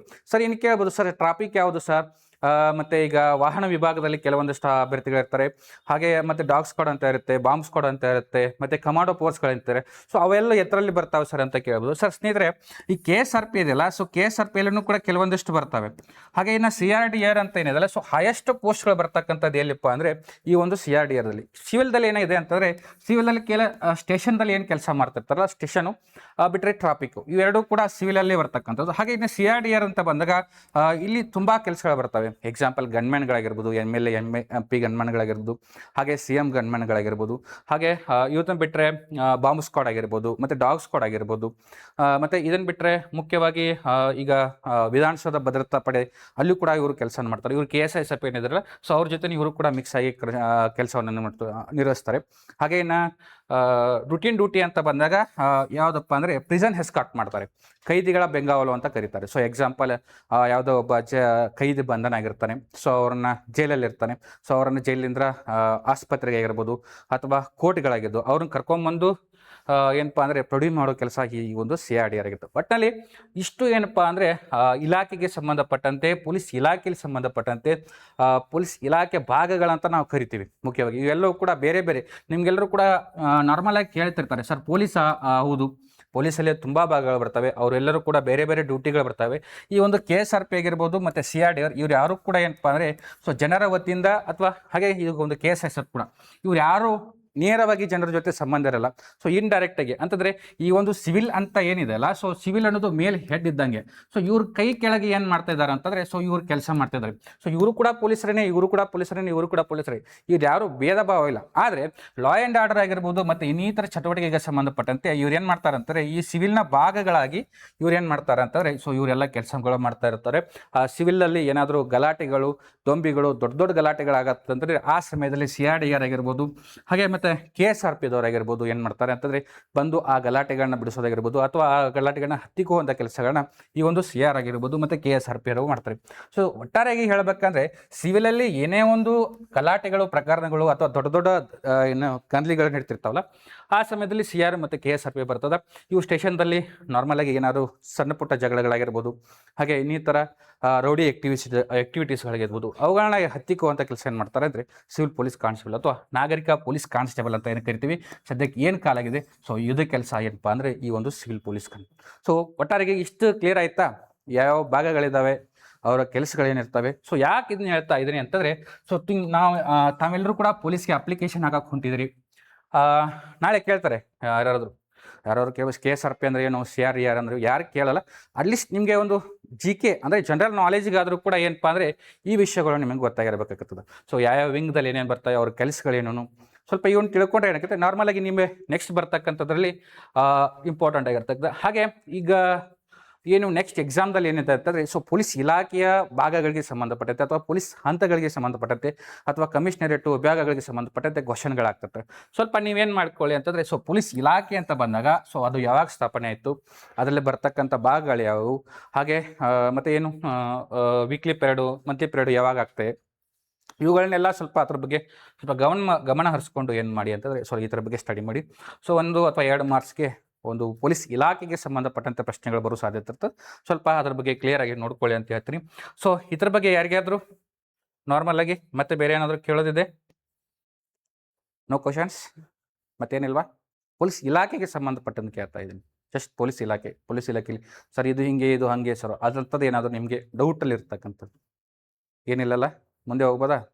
ಓಕೆ, ನೆಕ್ಸ್ಟ್ ಈಗಿರ್ತಕ್ಕಂಥ ನೋಟಿಫಿಕೇಶನ್ ಬಗ್ಗೆ ಹೋಗೋಣ. ಸೊ ನೋಟಿಫಿಕೇಶನ್ ಆಲ್ರೆಡಿ ನೋಟಿಫಿಕೇಶನ್ ಆಗಿದೆ. ನೋಟಿಫಿಕೇಶನ್ ಆಗಿರ್ತಕ್ಕಂಥದ್ದು ಆಗಲೇ ಹೇಳಿದಾಗೆ HK ವಿಭಾಗದಲ್ಲಿ 3,395 ಪ್ಲಸ್ ನಾನ್ HK ವಿಭಾಗದಲ್ಲಿ 596 ಪೋಸ್ಟ್ಗಳಿರ್ತಕ್ಕಂಥದ್ದು. ಸೊ ಟೋಟಲಾಗಿ 3,900 ಚಿಲ್ಲರ ಪೋಸ್ಟ್ಗಳು ಒಟ್ಟು ಟೋಟಲಾಗಿ ಕಾಲಿರ್ತಕ್ಕಂಥದ್ದು. ಸರ್ ಈಗ ನೋಟಿಫಿಕೇಶನ್ ಆಗಿದೆ, ತಾವೆಲ್ಲರೂ ಕೂಡ ಅಪ್ಲಿಕೇಶನ್ ಇನ್ನೇನು 2-3 ದಿನದಲ್ಲಿ ಸಲ್ಲಿಸ್ತೀರಿ. ಈಗ ಒಂದು ನೋಟಿಫಿಕೇಶನ್ ಸಂಬಂಧಪಟ್ಟಂತೆ ಫಸ್ಟ್ ಮಾತಾಡಬೇಕಾಗಿರೋದು ಏನಪ್ಪ ಅಂತಂದರೆ, ಈಗಾಗಲೇ ನೀವು ನೋಟಿಫಿಕೇಶನ್ ಸಲ್ಲಿಸೋದಕ್ಕೆ ರೆಡಿ ಆಗಿದ್ರಿ. ಸೊ ಡಾಕ್ಯುಮೆಂಟ್ ಎಲ್ಲ ಕ್ಲಿಯರ್ ಅದಾವ, ಎಲ್ಲರೂ ಡಾಕ್ಯುಮೆಂಟನ್ನು ತೆಗೆಸ್ಕೊಂಡಿದ್ದಾರೆ ಆಲ್ರೆಡಿ. ಸೊ ಮೇನ್ ಆಗಿ ಬರ್ತಕ್ಕಂಥದ್ದು ಡಾಕ್ಯುಮೆಂಟ್ಸ್ಗಳು ತಮಗೆಲ್ಲರೂ ಕೂಡ ಗೊತ್ತಿದೆ. ಸೊ ಕನ್ನಡ ಮಾಧ್ಯಮ ಒಂದು, ಗ್ರಾಮೀಣ ಮಾಧ್ಯಮ, ಕಾಸ್ಟ್ ಸರ್ಟಿಫಿಕೇಟು ಮತ್ತು ಒಂದು ಆಧಾರ್ ಕಾರ್ಡು ಸಾಕು. ಇಷ್ಟಾದರೆ ಏನಿಲ್ಲ. ಮೇನ್ ಆಗಿ ಈಗ ಏನು SC ಕ್ಯಾಟಗರಿ ಯಾರು ಇರ್ತಾರಲ್ಲ, ಸೊ ಅವರು ಫಸ್ಟಾಗಿ ಒಳ ಮೀಸಲಾತಿಗೆ ಸಂಬಂಧಪಟ್ಟಂತೆ ಏನು ಹೊಸ ಕಾಸ್ಟ್ ಸರ್ಟಿಫಿಕೇಟ್ ಬರ್ತಿದ್ದಲ್ಲ, ಸೊ ಅದನ್ನು ದಯವಿಟ್ಟು ತೆಗೆಸ್ಕೊಳ್ಳಿ. ಯಾಕಂದರೆ ಅದನ್ನೇ ಮೊನ್ನೆ KA ನೋಟಿಫಿಕೇಶನ್ದಲ್ಲಿ ಮೆನ್ಷನ್ ಮಾಡಿದ್ದಾರೆ. ಏನು ಹೊಸ SC ಒಳ ಮೀಸಲಾತಿ ಐತಲ್ಲ, ಅದ್ರ ಪ್ರಕಾರ ನೀವು ಕಾಸ್ಟ್ ಸರ್ಟಿಫಿಕೇಟನ್ನು ತೆಗೆಸ್ಕೋಬೇಕಂತ ಹೇಳಿದ್ರೆ, ಸೊ ಅದನ್ನು ನೀವು ಏನು ಮಾಡಿ ಅಂದರೆ ತೆಗೆಸ್ಕೊಳ್ಳಿ. ಕನ್ನಡ ಮಾಧ್ಯಮ ಇಟ್ಕೊಳ್ಳಿ, ಗ್ರಾಮೀಣ ಮಾಧ್ಯಮ ಇದ್ದರೆ ಗ್ರಾಮೀಣ ಮಾಧ್ಯಮ ಇಟ್ಕೊಳ್ಳಿ. ಅಪ್ಲಿಕೇಶನ್ ಹಾಕಬೇಕಾದ್ರೆ ಮುಖ್ಯವಾಗಿ ಬರ್ತಕ್ಕಂಥದ್ದು ಏನಪ್ಪ ಅಂತಂದರೆ, ತಾವೆಲ್ಲರೂ ಕೇಳ್ಬೋದು, ಸರ್ ಯಾವ ಡಿಸ್ಟಿಕ್ಕಿಗೆ ಹಾಕಬೇಕಂತೇಳಿ. ಅದ್ರ ಬಗ್ಗೆ ನಾನು ಕೆಲವೊಂದಿಷ್ಟು ಮಾಹಿತಿನ ಹೇಳ್ಕೊಂಡು ಹೋಗ್ಬಿಡ್ತೀನಿ. ಸೊ ನೋಟಿಫಿಕೇಶನ್ ಹಾಕಬೇಕಂತಂದರೆ, ಸೊ ಯಾವ ಡಿಸ್ಟ್ರಿಕ್ಟ್ ಹಾಕಬೇಕು ತಾವೆಲ್ಲರೂ ಕೂಡ ಕೇಳ್ತಿದ್ದೀನಿ. ಸೊ ಹೈಯೆಸ್ಟ್ ಆಗಿರ್ತಕ್ಕಂಥದ್ದು ಎಲ್ಲಿಪ್ಪ ಅಂದರೆ, ಸೊ ಬೆಂಗಳೂರು ನಗರಕ್ಕೆ ಹೈಯೆಸ್ಟ್ ಪೋಸ್ಟ್ಗಳಿರ್ತಕ್ಕಂಥದ್ದು. ಸುಮಾರಾಗಿ ಎಷ್ಟು ಒಂದು 1300 ಚಿಲ್ಲರೆನೋ ಪೋಸ್ಟ್ಗಳು ಬೆಂಗಳೂರು ಸಿಟಿಗೆ ಇದ್ದಾವೆ. ಇದನ್ನು ಬಿಟ್ಟರೆ ಬೇರೆ ಬೇರೆ ಡಿಸ್ಟ್ರಿಕ್ಗಳಿದ್ದಾವೆ. ಸೊ ಆದಷ್ಟು ಏನು ಮಾಡಿ ಅಂತಂದರೆ, ಒಂದು ಏನು ನೋಟಿಫಿಕೇಶನ್ ಈ ಹಿಂದೆ ಏನು ರಿಕ್ರೂಟ್ಮೆಂಟ್ ಆಗಿತ್ತಲ್ಲ, ಆ ಒಂದು ರಿಕ್ರೂಟ್ಮೆಂಟ್ ಟೈಮ್ದಲ್ಲಿ ಎಷ್ಟೆಷ್ಟು ಕಟ್ ಆಫ್ ನಿಂತಿದೆ ಸ್ವಲ್ಪ ಅದನ್ನು ನೋಡ್ಕೊಳ್ಳಿ. ಯಾವ ಒಂದು ಡಿಸ್ಟಿಕ್ಕಿಗೆ ಎಷ್ಟು ಕಟ್ ಆಫ್ ನಿಂತಿದೆ, ಎಕ್ಸಾಂಪಲ್ ಬೆಂಗಳೂರು ಸಿಟಿಗೆ ಎಷ್ಟು ಕಟ್ ಆಫ್ ನಿಂತಿದೆ, ಇನ್ನು ಬೆಳಗಾವಿಗೆ ಎಷ್ಟು ನಿಂತಿದೆ, ಸೊ ಅದನ್ನು ನೋಡ್ಕೊಳ್ಳಿ. ಅದನ್ನು ನೋಡ್ಕೊಂಡು ಏನು ಮಾಡಿ ಎವರೇಜ್ ಮಾಡ್ಕೊಳ್ಳಿ. ಮತ್ತು ಇನ್ನೊಂದು, ಇದನ್ನು ನೋಡಿದ ನಂತರ ಇನ್ನೊಂದು ಇಂಪಾರ್ಟೆಂಟ್ ಆಗಿ ನೋಡ್ಕೋಬೇಕಂತಂದರೆ, ಸೊ ಆದಷ್ಟು ನಿಮ್ಮ ಓನ್ ಡಿಸ್ಟ್ರಿಕ್ಟ್ಗಳಿಗೆ ಪ್ರಯತ್ನ ಮಾಡ್ಕೊಳ್ಳಿ. ಯಾಕಂದರೆ ಪೊಲೀಸ್ ಇಲಾಖೆಯಲ್ಲಿ ನೀವು ಒಂದು ಸಲ ಬಂದು ಜಾಯಿನ್ ಆದರೆ ಅಂತಂದರೆ, ಸೊ ನೀವು ಇವತ್ತು ನೋಟಿಫಿಕೇಶನ್ ಆಯಿತು ಸರ್, ಜಾಯಿನ್ ಅದೆಲ್ಲ ಮುಗೀತು ಅಂತಂದರೆ, ನೀವು ಕಡಿಮೆ ಅಂತಂದ್ರೆ ಒಂದು 7 ವರ್ಷ ಸರ್ವಿಸ್ ಆದರೂ ನೀವು ಏನು ಮಾಡಬೇಕಂತಂದರೆ, ಸೊ ಯಾವ ಒಂದು ಡಿಸ್ಟಿಕ್ ಅಥವಾ ಯಾವ ಒಂದು ಸಿಟಿಗೆ ಹಾಕಿರ್ತಾರಲ್ಲ, ಸೊ ಅಲ್ಲೇ ನೀವು ಸೇವೆ ಸಲ್ಲಿಸಬೇಕು, ಅಂದರೆ ಸರ್ವಿಸ್ ಇಲ್ಲೇ ಕೊಡಬೇಕು. ತದನಂತರದಲ್ಲಿ 7 ವರ್ಷ ಸರ್ ಆಯಿತು ಅಂತಂದರೆ, ಮಿನಿಮಮ್ ಆಗಿ 7 ವರ್ಷ ಇದೆ. 7 ವರ್ಷದ ಮೇಲೆ ನೀವು ಏನು ಮಾಡ್ಬೋದು ಅಂತಂದರೆ ಟ್ರಾನ್ಸ್ಫರ್ಗೆ ಅಪ್ಲಿಕೇಶನ್ ಹಾಕ್ಬೋದು. 7 ವರ್ಷ ಆದಮೇಲೆ ನೀವು ಟ್ರಾನ್ಸ್ಫರ್ಗೆ ಅಪ್ಲಿಕೇಶನ್ ಹಾಕಿದ್ರಿ ಅಂತಂದರೆ, ತದನಂತರದಲ್ಲಿ ಆ ಟ್ರಾನ್ಸ್ಫರ್ ಅಪ್ರೂವಲ್ ಆಗುತ್ತೆ, ಅದಕ್ಕಿದು ಕೂಡ ಅಪ್ರೂವ್ ಆಗುತ್ತೆ. ಬಟ್ ಸೀನಿಯಾರಿಟಿ ಅದು ಇದನ್ನು ನೋಡ್ಕೊಂಡು ಬರ್ಬೇಕಂದ್ರೆ ಮತ್ತೆ ನಿಮ್ಗೆ ಏನಾಗುತ್ತೆ ಅಂದರೆ, ಸೊ 2ರಿಂದ ಮತ್ತೆ 3 ವರ್ಷ ಏನು ಬೇಕಂದರೆ ಟೈಮಿಂಗ್ ಬೇಕಾಗುತ್ತೆ. ಸೊ ಟೋಟಲಾಗಿ 7, 8, 9, 10 ಸುಮಾರು ಒಂದು 11 ವರ್ಷಗಳನ್ನು ಕೂಡ, ಸುಮಾರು ನಾರ್ಮಲಿ 11 ಅಲ್ಲ, ಒಂದು 10 ವರ್ಷ ಆದರೂ ಏನಪ್ಪ ಅಂದರೆ, ಎಕ್ಸಾಂಪಲ್ ಇವತ್ತು ನೀವು ಅಪ್ಲಿಕೇಶನ್ ಹಾಕಿದರೆ ಬೆಂಗಳೂರು ಸಿಟಿಗೆ ಸೆಲೆಕ್ಷನ್ ಆದಂದರೆ ಸುಮಾರು 10 ವರ್ಷನೂ ಕೂಡ ನೀವು ಈ ಒಂದು ಬೆಂಗಳೂರು ಸಿಟಿ ಭಾಗದಲ್ಲಿ ಕೆಲಸ ಮಾಡಬೇಕಾಗುತ್ತೆ. ಸೊ ಅದಕ್ಕಾಗಿ, ಯಾಕಂದರೆ ತಮಗೆಲ್ಲರೂ ಕೂಡ ಗೊತ್ತಿದೆ, ಪೊಲೀಸ್ ಇಲಾಖೆ ಅಂತಂದರೆ ಏನು ಅಂಥದ್ದೇನು ದೊಡ್ಡ ಕೆಲಸ ಏನಿರಲ್ಲ. ಆದರೆ ಆದಷ್ಟು ಫ್ಯಾಮ್ಲಿ ಜೊತೆ ಇರೋದಕ್ಕೆ ಟ್ರೈ ಮಾಡಿ. ಯಾಕಂದರೆ ಈಗ 10 ವರ್ಷ ನೀವು ಫ್ಯಾಮ್ಲಿ ಬಿಟ್ಟಿದ್ರೆ, ಸೊ ಇರೋದೇ ಇನ್ನೆಷ್ಟಪ್ಪ ಅಂದರೆ 35 ವರ್ಷ ಸರ್ವಿಸ್ ಇರುತ್ತೆ. ಇನ್ನೊಂದು 25 ವರ್ಷ ಮತ್ತೆ ಏನು ಮಾಡಬೇಕಂತಂದರೆ ಅಲ್ಲಿ ಹೋಗಿ ಡ್ಯೂಟಿ ಮಾಡಬೇಕಾಗುತ್ತೆ. ಅದಕ್ಕಾಗಿ ಆದಷ್ಟು ನಿಮ್ಮ ಓನ್ ಡಿಸ್ಟಿಕ್ಕಿಗೆ ಹಾಕೋದಕ್ಕೆ ಪ್ರಯತ್ನ ಮಾಡಿ. ನೀವು ಆರಾಮಾಗಿ ನಿಮ್ಮ ಓನ್ ಡಿಸ್ಟಿಕಲ್ಲಿ ಇದೆ ಅಂದರೆ ಆರಾಮಲ್ಲಿ ಅಲ್ಲೇ ಮನೆ ಇರುತ್ತೆ, ಅಲ್ಲೇ ಸ್ಟೇಷನ್ ಇರುತ್ತೆ, ಆರಾಮಾಗಿ ಹೋಗಿ ಬಂದು ಮಾಡೋದು. ಸೊ ನಿಮಗೆ ಅನುಕೂಲ ಆಗುತ್ತೆ. ಸೊ ಸಾಧ್ಯವಾದಷ್ಟು ಓನ್ ಡಿಸ್ಟಿಕ್ಗೆ ಹಾಕೊಳ್ಳೋಕೆ ಪ್ರಯತ್ನ ಮಾಡಿ. ಇಲ್ಲ ಸರ್ ನಾನು ಜಾಸ್ತಿ ಪೋಸ್ಟಲ್ಲಿದ್ದಾವೆ ಅಲ್ಲಿ ಹಾಕ್ತೀನಿ ಅಂತಂದರೆ, ಸೊ ನಿಮ್ಮ ಇಷ್ಟ. ಸೊ ನಿಮ್ಮ ಇದ್ರ ಮೇಲೆ ವಿಚಾರಕ್ಕೆ ಬಿಟ್ಟಿದ್ದು, ಸೊ ಎಷ್ಟು ಎಲ್ಲೆಲ್ಲಿ ಹಾಕ್ತಾರೆ ಅಂದ್ಕೊಂಡು ನೋಡ್ಕೊಂಡು ಹೋಗಿ. ಸೊ ನೆಕ್ಸ್ಟ್ ಇರ್ತಕ್ಕಂಥದ್ದು ಏನಪ್ಪ ಅಂದರೆ, ಇನ್ನು 50 ಡೇಸ್ ಇದೆ. 50 ಡೇಸ್ ಇದೆ. ಸೊ ನೋಟಿಫಿಕೇಶನ್ ಆಗಿದೆ KA ಹೊತ್ತಿಂದ್ರೆ. ಸ್ವಲ್ಪ KAದವ್ರದ್ದು ಏನಪ್ಪ ಅಂದರೆ ಸ್ವಲ್ಪ ಸ್ಟ್ರಾಟಜಿಗಳನ್ನ ಸ್ವಲ್ಪ ನೋಡ್ಕೊಳ್ಳೋಣ. ಈ ಥರ ತಮಗೆಲ್ಲರೂ ಕೂಡ ಗೊತ್ತಿದೆ, KA ಕರ್ನಾಟಕ ಎಕ್ಸಾಮಿನೇಷನ್ ಅಥಾರಿಟಿ ಅಂತ ಕರ್ನಾಟಕದಲ್ಲಿರ್ತಕ್ಕಂಥ ಅತ್ಯಂತ ಒಂದು ಚೆನ್ನಾಗಿರ್ತಕ್ಕಂಥ ಕ್ವಶನ್ ಪೇಪರ್ ಯಾರು ಸೆಟ್ ಮಾಡ್ತಾರೆ ಅಂದರೆ, ಸೊ KAದವ್ರು ಸೆಟ್ ಮಾಡ್ತಾರೆ. ಸೊ ನಿಮ್ಗೆ ಈಗಾಗಲೇ ಗೊತ್ತಿದೆ ಕ್ವಶನ್ ಪೇಪರ್ಗಳು, ಅದು ತೆಗಿತಾಗಿರ್ತ ಹಂತಗಳಾಗಿರ್ಬೋದು, ಹಾಗೆ ಅವರು ನಡೆಸತಕ್ಕಂಥ ಪ್ರಶ್ನೆ ಪತ್ರಿಕೆ ಅಥವಾ ಪ್ರಶ್ನೆಗಳ ವಿಧಗಳು ಯಾವ ರೀತಿಯಾಗಿರ್ತಕ್ಕಂಥದ್ದು, ಹಾಗೆ ನಡೆಸೋ ವಿಧಾನನೂ ಕೂಡ ಅಂದರೆ ಕ್ಲಿಯರ್ ಆಗಿರ್ತಕ್ಕಂಥದ್ದು. ಯಾವುದು KPSC ಥರ ಆಗಿರ್ಬೋದು ಅಥವಾ KSP ಥರ ಯಾವುದೇ ರೀತಿಯಾದಂಥ ಹಗರಣ ಆಗಿರ್ಬೋದು, ಯಾವುದೇ ರೀತಿ KAದವ್ರು ಮಾಡಿಲ್ಲ. ಸೊ ಅಚ್ಚುಕಟ್ಟಾಗಿರ್ತಕ್ಕಂಥ ಎಕ್ಸಾಮನ್ನು KAದವ್ರು ನಡೆಸ್ಕೊತಾ ಬಂದಿದ್ದಾರೆ. ಸೊ ಸದ್ಯಕ್ಕೆ ಎಲ್ಲರೂ ಕೂಡ ಈ ಒಂದು KA ಮೇಲೆ ಪ್ರೆಷರ್ ಹಾಕಿ, ಅಂದರೆ KAದವ್ರ ಮೇಲೆ ಆತ್ಮವಿಶ್ವಾಸನ ಕೊಟ್ಟು ಏನು ಮಾಡಿದ್ದಾರೆ ಅಂತಂದರೆ, ಸೊ KSPಯ ಎಕ್ಸಾಮನ್ನು ಏನು ಮಾಡಿದ್ದಾರೆ, ಸೊ ಇವ್ರಿಗೆ ಕೊಟ್ಟಿದ್ದಾರೆ. ಸೊ ನೆಕ್ಸ್ಟ್ ಇರ್ತಕ್ಕಂಥದ್ದು, ಸೊ VAOನು ಕೂಡ ಇವರಿಗೆ ಕೊಡುವ ಸಾಧ್ಯತೆ ಇದೆ. ಸೊ ನೆಕ್ಸ್ಟ್ PDOನು ಕೂಡ ಇವರಿಗೆ ಕೊಡುವ ಸಾಧ್ಯತೆ ಇದೆ. ಸೊ ಇದು ಕೂಡ ನೋಟಿಫಿಕೇಶನ್ ಆಗೋದಿದೆ, ಇದು ಕೂಡ ನೋಟಿಫಿಕೇಶನ್ ಆಗಿದೆ. ಸೊ ಇದು ಕೂಡ ಆಗಿದೆ. ಸದ್ಯಕ್ಕೆ KSPಯಲ್ಲಿ ಸಿವಿಲ್ ಆಗಿದೆ, CRDR, KSRP ಮತ್ತು KSSF ಇವೆಲ್ಲೂ ಕೂಡ ಕಾಲಾಗಿದೆ. ಸೊ ನೆಕ್ಸ್ಟ್ 1000 VAO ಅಂತ ಇದೆ, ಇನ್ನು 1400 PDO ಅಂತ ಇದೆ. ಸೊ PDOದಲ್ಲಿ ಎಷ್ಟು ಮಾಡ್ತಾರೆ ಗೊತ್ತಿಲ್ಲ. ಸೊ ಅದನ್ನು ಕೂಡ ನೀವು ವೇಟ್ ಮಾಡ್ಬೋದು. ಸರ್ ನಾನು ಇಲ್ಲ KSRP ಅಥವಾ KSPಯಲ್ಲೇ ಹೋಗ್ತೀನಿ ಅಂತಂದರೆ ಸುಮಾರು ಚಾನ್ಸ್ಗಳಿದಾವೆ. ಈಗಾಗಲೇ 4000 ಆಗಿದೆ, ಇನ್ನೂ 4000 ಪೋಸ್ಟ್ಗಳು ಖಾಲಿ ಆಗ್ತದೆ. ಸೊ ನೋಡ್ಕೊಳ್ಳಿ. ಸೊ ನಾವೇನು ಮಾತಾಡ್ತಿದ್ದೀವಿ ಅಂತಂದರೆ, ಸೊ KA ಕ್ವಶನ್ ಪೇಪರ್ ಸ್ಟ್ರಾಟಜಿಯನ್ನು ನೋಡ್ತಾ ಇದ್ದೀವಿ. ಸೊ ಸದ್ಯಕ್ಕೆ ಈ ಒಂದು ಇದು ಒಂದು KAದವರ ಎಕ್ಸಾಮ್ ಪ್ಯಾಟರ್ನ್ ಯಾವ ರೀತಿ ಇರುತ್ತೆ ಅಂತಂದರೆ, ಸೊ ಒಂದೊಂದಾಗಿ ಮಾತಾಡ್ಕೊತ ಹೋಗೋಣ. ಸುಮಾರು ಒಂದು 3 ವರ್ಷಗಳ ಒಂದು ಏನಪ್ಪ ಅಂದರೆ, ಸೊ ಒಂದು 3 ವರ್ಷಗಳ ಕೆ ಎ ನಡೆಸಿರ್ತಕ್ಕಂಥ ಒಂದು ಕ್ವಶನ್ ಪೇಪರನ್ನು ನಾವು ತೆಗೆದು ಅನಾಲಿಸಿಸ್ ಮಾಡಿದಾಗ ಅತಿ ಹೆಚ್ಚು ಪ್ರಶ್ನೆಗಳು ಬಂದಿರತಕ್ಕಂಥದ್ದು ಎಲ್ಲಿಪ್ಪ ಅಂದರೆ ಸೊ ಒಂದು ಕರೆಂಟ್ ಅಫೇರ್ಸ್ ಮೇಲೆ ಇವ್ರದ್ದು. ಸೊ 3 ವರ್ಷಗಳ ಒಂದು ಪ್ರಶ್ನೆ ಪತ್ರಿಕೆಯನ್ನು ಗಮನಿಸಿದಾಗ ಅತಿ ಹೆಚ್ಚು ಪ್ರಶ್ನೆಗಳು ಬಂದಿರತಕ್ಕಂಥದ್ದು ಕರೆಂಟ್ ಅಫೇರ್ಸ್ ಮೇಲೆ. ಸುಮಾರು ಒಂದು 3 ವರ್ಷಗಳಲ್ಲಿ ಎಷ್ಟಪ್ಪ ಅಂದರೆ ಸೊ ಒಂದು 350ಕ್ಕಿಂತ ಹೆಚ್ಚು ಪ್ರಶ್ನೆಗಳು ಏನು ಮಾಡಿದ್ದಾರೆ ಅಂತಂದರೆ ಈ 3 ವರ್ಷಗಳು ಏನು ಕ್ವಶನ್ ಪೇಪರ್ ಇದೆಯಲ್ಲ, ಸೊ ಅಲ್ಲಿ ಒಂದು 350ಕ್ಕೆ ಹೆಚ್ಚು ಪ್ರಶ್ನೆಗಳು ಕರೆಂಟ್ ಅಫೇರ್ಸ್ ಬೇಸ್ ಮೇಲೆ ಆಗಿರ್ಬೋದು ಅಥವಾ ಡೈರೆಕ್ಟ್ ಕರೆಂಟ್ ಅಫೇರ್ಸ್ ಮೇಲೆ ಹೆಚ್ಚು ಕ್ವಶನ್ಗಳು ಬಂದಿದೆ. ಸೊ ಕರೆಂಟ್ ಅಫೇರ್ಸಲ್ಲಿ ಏನೇನು ಕೇಳ್ತಾರೆ ಏನೇನಿಲ್ಲ ಸೊ ಒಂದೊಂದಾಗಿ ನೋಡ್ಕೊತ ಹೋಗೋಣ ಹಿಂದಗಡೆ. ಸೊ ಸೆಕೆಂಡ್ ಆಗಿರ್ತಕ್ಕಂಥದ್ದು ಯಾವುದಪ್ಪ ಅಂದರೆ ಸೊ ಹಿಸ್ಟ್ರಿ ಮೇಲೆ ಎಷ್ಟಾಗಿದೆ ಅಂತಂದರೆ ಸುಮಾರು ಒಂದು 250ಕ್ಕಿಂತ ಹೆಚ್ಚು ಪ್ರಶ್ನೆಗಳೇನಾಗಿದಾವೆ ಅಂತಂದರೆ ಸೊ ಹಿಸ್ಟ್ರಿ ಮೇಲೆ ಬಂದಿರತಕ್ಕಂಥದ್ದು. ಸೊ ಇದನ್ನು ಬಿಟ್ಟರೆ ಯಾವುದಪ್ಪ ಅಂದರೆ ಥರ್ಡ್ ಸಬ್ಜೆಕ್ಟ್ ಇರ್ತಕ್ಕಂಥದ್ದು ಹಿಸ್ಟ್ರಿ ಆಯಿತು, ಸೈನ್ಸ್ ಮೇಲೆ ಏನಿದೆ ಅಂತಂದರೆ ಹೆಚ್ಚಿಗೆ ಪ್ರಶ್ನೆಗಳು ಬರ್ತಕ್ಕಂಥ 200 ಪ್ಲಸ್ ಅಂಕಗಳು ಏನಾಗಿದಾವೆ ಅಂತಂದರೆ ಸುಮಾರು ಒಂದು 3 ವರ್ಷಗಳ ಕೆ ಎ ಕ್ವಶನ್ ಪೇಪರ್ದಲ್ಲಿ ಬಂದಿರತಕ್ಕಂಥದ್ದು. ಹಾಗೆ ಇದನ್ನು ಬಿಟ್ಟರೆ ನೆಕ್ಸ್ಟ್ ಇರ್ತಕ್ಕಂಥದ್ದು ಯಾವುದಪ್ಪ ಅಂತಂದರೆ ಸೈನ್ಸ್ ಅಥವಾ ಪೊಲಿಟಿಕಲ್ ಬಂದಿದೆ. ಆನಂತರ ಪೊಲಿಟಿಕಲ್ ಎಷ್ಟು ಬಂದಿದೆ ಅಂತಂದರೆ ಸುಮಾರು ಒಂದು 160 ಅಥವಾ 180 ಪ್ರಶ್ನೆಗಳು ಬಂದಿವೆ. ಇನ್ನು ನೆಕ್ಸ್ಟ್ ಇರ್ತಕ್ಕಂಥದ್ದು ಜಿಯೋಗ್ರಫಿಯಲ್ಲಿ ನಿಮಗೆ ಒಂದು 120 ಪ್ಲಸ್ ಅಂಕಗಳು ಬಂದಿದೆ. ಇನ್ನು ಇದು ಬಿಟ್ಟರೆ ಯಾವುದಪ್ಪ ಅಂದರೆ important current affairs, history, science, political, geography. ಇನ್ನು 6ನೇದು ಯಾವುದಪ್ಪ ಅಂತಂದರೆ ಸ್ಟ್ಯಾಟಿಸ್ಟಿಕ್ಸ್ ಜಿ ಕೆ ಅಂತ ಕರಿತೀವಿ. ಇದರ ಒಂದು 30 ಅಥವಾ 40 ಪ್ರಶ್ನೆಗಳು ಬಂದಿದ್ದಾವೆ. ಸೊ ಟೋಟಲಾಗಿ ಇಷ್ಟು ಪ್ರಶ್ನೆಗಳು ಏನಪ್ಪ ಅಂದರೆ ಈ ಒಂದು ಕೆ ಎ ನಡೆಸಕ್ಕಂಥ ಏನು ಸುಮಾರು 3 ವರ್ಷಗಳ ಪ್ರಶ್ನೆ ಪತ್ರಿಕೆಯನ್ನು ನಾವು ಗಮನಿಸಿದಾಗ ಇಷ್ಟು ಪ್ರಶ್ನೆಗಳು ಬಂದಿದೆ. ಸೊ ಇದನ್ನು ಸರಿಗೆ ಹೇಳ್ತೀನಿ ಎಷ್ಟೆಷ್ಟು ಪ್ರಶ್ನೆಗಳು ಬಂದ ಆಲ್ರೆಡಿ ಚಾಟನ್ನು ಕೂಡ ಹಾಕಿದ್ರು ಗುರುಕುಲ ಅಕಾಡೆಮಿಯಲ್ಲಿ. ಸೊ ಅದನ್ನು ನೋಡ್ಕೊಂಡು ಅನಾಲಿಸಿಸ್ ಮಾಡಿದ್ರೆ ಗೊತ್ತಾಗುತ್ತೆ. ಸದ್ಯಕ್ಕೆ ಹೈಯೆಸ್ಟ್ ಅಂಕಗಳು ಬರ್ತಕ್ಕಂಥದ್ದು ಎಲ್ಲಿಪ್ಪ ಅಂದರೆ ಸೊ ಕರೆಂಟ್ ಅಫೇರ್ಸ್ ಮೇಲೆ. ನಾವು ಒಂದೊಂದಾಗಿ ಕ್ಲಿಯರ್ ಆಗಿ ನೋಡ್ಕೊತ ಹೋಗೋಣ. ಯಾವ ಒಂದು ಸಬ್ಜೆಕ್ಟಲ್ಲಿ ಯಾವ ಸ್ಕೋರು ಯಾವ ಪಾಯಿಂಟ್ ಮೇಲೆ ಪ್ರಶ್ನೆಗಳು ಬರ್ಬೋದು ಅಂತ. ಸೊ ಕರೆಂಟ್ ಅಫೇರ್ಸನ್ನು ತೆಗೆದುಕೊಂಡಾಗ ಈಗಾಗಲೇ ಹೇಳಿದಾಗೆ ಸೊ 350ಕ್ಕೂ ಹೆಚ್ಚು ಪ್ರಶ್ನೆಗಳು ಈ ಒಂದೇ ಕರೆಂಟ್ ಅಫೇರ್ಸ್ ಮೇಲೆ ಕೇಳಿದ್ದಾರೆ. ಸೊ ಕರೆಂಟ್ ಅಫೇರ್ಸ್ ಅಂತ ತಿಳಿದಾಗ ಈ ಕರೆಂಟ್ ಅಫೇರ್ಸಲ್ಲಿ ಸರ್ ಯಾವ್ಯಾವ ಭಾಗದಲ್ಲಿ ಕರೆಂಟ್ ಅಫೇರ್ಸ್ ಬರ್ತವೆ, ಹಾಗೆ ನಾವು ಎಷ್ಟು ತಿಂಗಳದ ಒಂದು ಕರೆಂಟ್ ಅಫೇರ್ಸನ್ನು ಪ್ರಿಪೇರ್ ಮಾಡಬೇಕು, ಹಾಗೆ ಕೆ ಎ ಸ್ಟ್ರಾಟಜಿ ಏನಿದೆ ಅಂತ ಸ್ವಲ್ಪ ನೋಡೋದಾರೆ ಸ್ನೇಹಿತರೆ. ಸೊ ಕೆ ಎದವರು ಕರೆಂಟ್ ಅಫೇರ್ಸ್ ಮೇಲೆ ಪ್ರಶ್ನೆಗಳು ಬಂದಾಗ ಎಕ್ಸಾಂಪಲ್ ಈಗ ಜೂನಲ್ಲೇ ಎಕ್ಸಾಮ್ ಆಗ್ತಿದೆ ಅಂತ ತಿಳ್ಕೊಳ್ಳಿ, ಅಥವಾ ಜುಲೈದಲ್ಲೇ ಎಕ್ಸಾಮ್ ಆಗ್ತಿದೆ ಅಂತಂದರೆ ಜುಲೈದಲ್ಲೇ ಎಕ್ಸಾಮ್ ಆಗ್ತಿದೆ ಅಂತಂದರೆ ನೀವು ಏನು ಮಾಡಿ ಅಂದರೆ ಜುಲೈದಿಂದ ಬ್ಯಾಕ್ಗ್ರೌಂಡ್ 3 ತಿಂಗಳೇನಿದೆ ಅಲ್ಲ, ಸೊ ಅದನ್ನು ಫುಲ್ ಡೀಪಾಗಿ ಓದ್ಕೋಬೇಕು. ಜುಲೈದಿಂದ ಹಿಂದ್ಗಡೆ 3 ತಿಂಗಳು ಏನಿದೆ ಫುಲ್ ಡೀಪಾಗಿ ಓದ್ಕೋಬೇಕು. ಅದ್ರ ಹಿಂದ್ಗಡೆ ಇನ್ನೊಂದು 3 ತಿಂಗಳಿದೆ ಅಲ್ಲ, ಅದಕ್ಕಿಂತ ಸ್ವಲ್ಪ ಮಿನಿಮಮ್ ಅಂದರೆ ಈಗ ಫುಲ್ ಡೀಪ್ ಅಂದರೆ ಪ್ರತಿಯೊಂದು ವಾಕ್ಯ, ಪ್ರತಿಯೊಂದು ಸೆಂಟೆನ್ಸು, ಪ್ರತಿಯೊಂದು ಕರೆಂಟ್ ಅಫೇರ್ಸು ಕೂಡ ಇಂಪಾರ್ಟೆಂಟ್ ಆಗುತ್ತೆ ಹಿಂದಿನ 3 ತಿಂಗಳು. ಆನಂತರ ಅದಕ್ಕಿಂತ 3 ತಿಂಗಳು ಸ್ವಲ್ಪ, ಅದಕ್ಕಿಂತ ಇನ್ನು 6 ತಿಂಗಳು ಏನಿದೆಲ್ಲ ಸ್ವಲ್ಪ ಮೈನರ್ ಅಂದರೆ ಮಿನಿಮಮ್ ಆಗಿ ನೀವು ಎಷ್ಟು ಅಪ್ಪ ಅಂದರೆ ಸೊ 6 ತಿಂಗಳ ಕರೆಂಟ್ ಅಫೇರ್ಸ್ ಕಂಪಲ್ಸರಿ ನೀವು ಓದಲೇಬೇಕು. ಆ ತದನಂತರದಲ್ಲಿ ಇನ್ನು 6 ತಿಂಗಳು ಏನಿದೆ ಆ ಒಂದು 6 ತಿಂಗಳು ಮೈನರ್ ಕರೆಂಟ್ ಅಫೇರ್ಸ್. ಮೇಜರ್ ಆಗಿ ದೊಡ್ಡ ಹುದ್ದೆಗಳು ಅಥವಾ ದೊಡ್ಡ ಘಟನೆಗಳು ಏನಾದರೂ ಇಂಪಾರ್ಟೆಂಟ್ ಆಗಿ ನಡೆದಿರ್ತಲ್ಲ ಅಂಥದ್ರ ಮೇಲೆ ಏನು ಮಾಡ್ತಾರೆ ಅಂದರೆ ಸೊ ಕರೆಂಟ್ ಅಫೇರ್ಸ್ ಕೇಳ್ತಕ್ಕಂಥದ್ದು. ಸೊ ಸಾಧ್ಯವಾದಷ್ಟು ಏನು ಮಾಡಿ ಒಂದು 6 ತಿಂಗಳು ಪರ್ಫೆಕ್ಟ್ ಆಗಿ ಓದಿ, ಇನ್ನೊಂದು 6 ತಿಂಗಳು ಮೈನರ್ ಆಗಿರ್ತಕ್ಕಂಥದ್ದು ಕರೆಂಟ್ ಅಫೇರ್ಸ್ ನೋಡಿಕೊಂಡ್ರೆ ಕೆ ಎ ತಿಂದರೆ ಸಾಕು. ಸದ್ಯಕ್ಕೆ ಏನು ಹೇಳ್ತಾ ಇದ್ದೀನಿ ಅಂತಂದರೆ ಸೊ 3 ತಿಂಗಳ ಕರೆಂಟ್ ಅಫೇರ್ಸ್ ಏನಪ್ಪ ಅಂದರೆ ಸೊ ವೆರಿ ಇಂಪಾರ್ಟೆಂಟ್. ನೀವು ಎಕ್ಸಾಮ್ಗೆ ಹೋಗೋ ಎಕ್ಸಾಂಪಲ್ 15ನೇ ತಾರೀಕು ಎಕ್ಸಾಮ್ ಇದೆ, 2ನೇ ತಾರೀಕು ಇರ್ತಕ್ಕಂಥದ್ದು ಎಕ್ಸಾಮು. 2ನೇ ತಾರೀಕು ಎಕ್ಸಾಮ್ ಇದೆ ಅಂತಂದರೆ ನೀವು ಅಪ್ ಟು ಜುಲೈ 25ರವರೆಗೂ ನೀವೇನಪ್ಪ ಅಂದರೆ ಸೊ ಕರೆಂಟ್ ಅಫೇರ್ಸ್ ನೀವೇನು ಮಾಡ್ಬೇಕಂದ್ರೆ ಕವರ್ ಮಾಡಲೇಬೇಕು ಕಂಪಲ್ಸರಿ. ಯಾಕಂದರೆ ಹೋದ ಕ್ವಶನ್ ಪೇಪರ್ ನೋಡಿ, current affairs question just exam ಬಂದಿತ್ತು, ಎಕ್ಸಾಮ್ ಹಿಂದಿನ ಬರೀ ಜಸ್ಟ್ 1 ವೀಕ್ ಹಿಂದೆ ಕ್ವಶನ್ ಅರೈಸ್ ಆಗಿತ್ತು ಎಲ್ಲಿ K A question paper. So ಅದಕ್ಕಾಗಿ ಅಪ್ ಟು ಜುಲೈ 25ರವರೆಗೂ ಏನು ಮಾಡಿ ಅಂತಂದರೆ ಸೊ ಕರೆಂಟ್ ಅಫೇರ್ಸ್ ನೋಡ್ಕೊಳ್ಳಿ. ಇದರ ಹಿಂದಿನ 3 ತಿಂಗಳಪ್ಪ ಏನಂಬಾದ್ರೆ ಸೊ ಕಂಪಲ್ಸರಿಗೆ ನೀವು ಓದಲೇಬೇಕು. ಅದರ ಹಿಂದಿಂದ ಮತ್ತು 3 ತಿಂಗಳು ಸ್ವಲ್ಪ ಮೈನರ್ ಆಗಿ, ಅದರ ಹಿಂದಿನ ಒಂದು 6 ತಿಂಗಳು ಮೇಜರ್ ಆಗಿ, ಇಷ್ಟು ಕರೆಂಟ್ ಅಫೇರ್ಸನ್ನು ಓದ್ಕೊಳ್ಳಿ.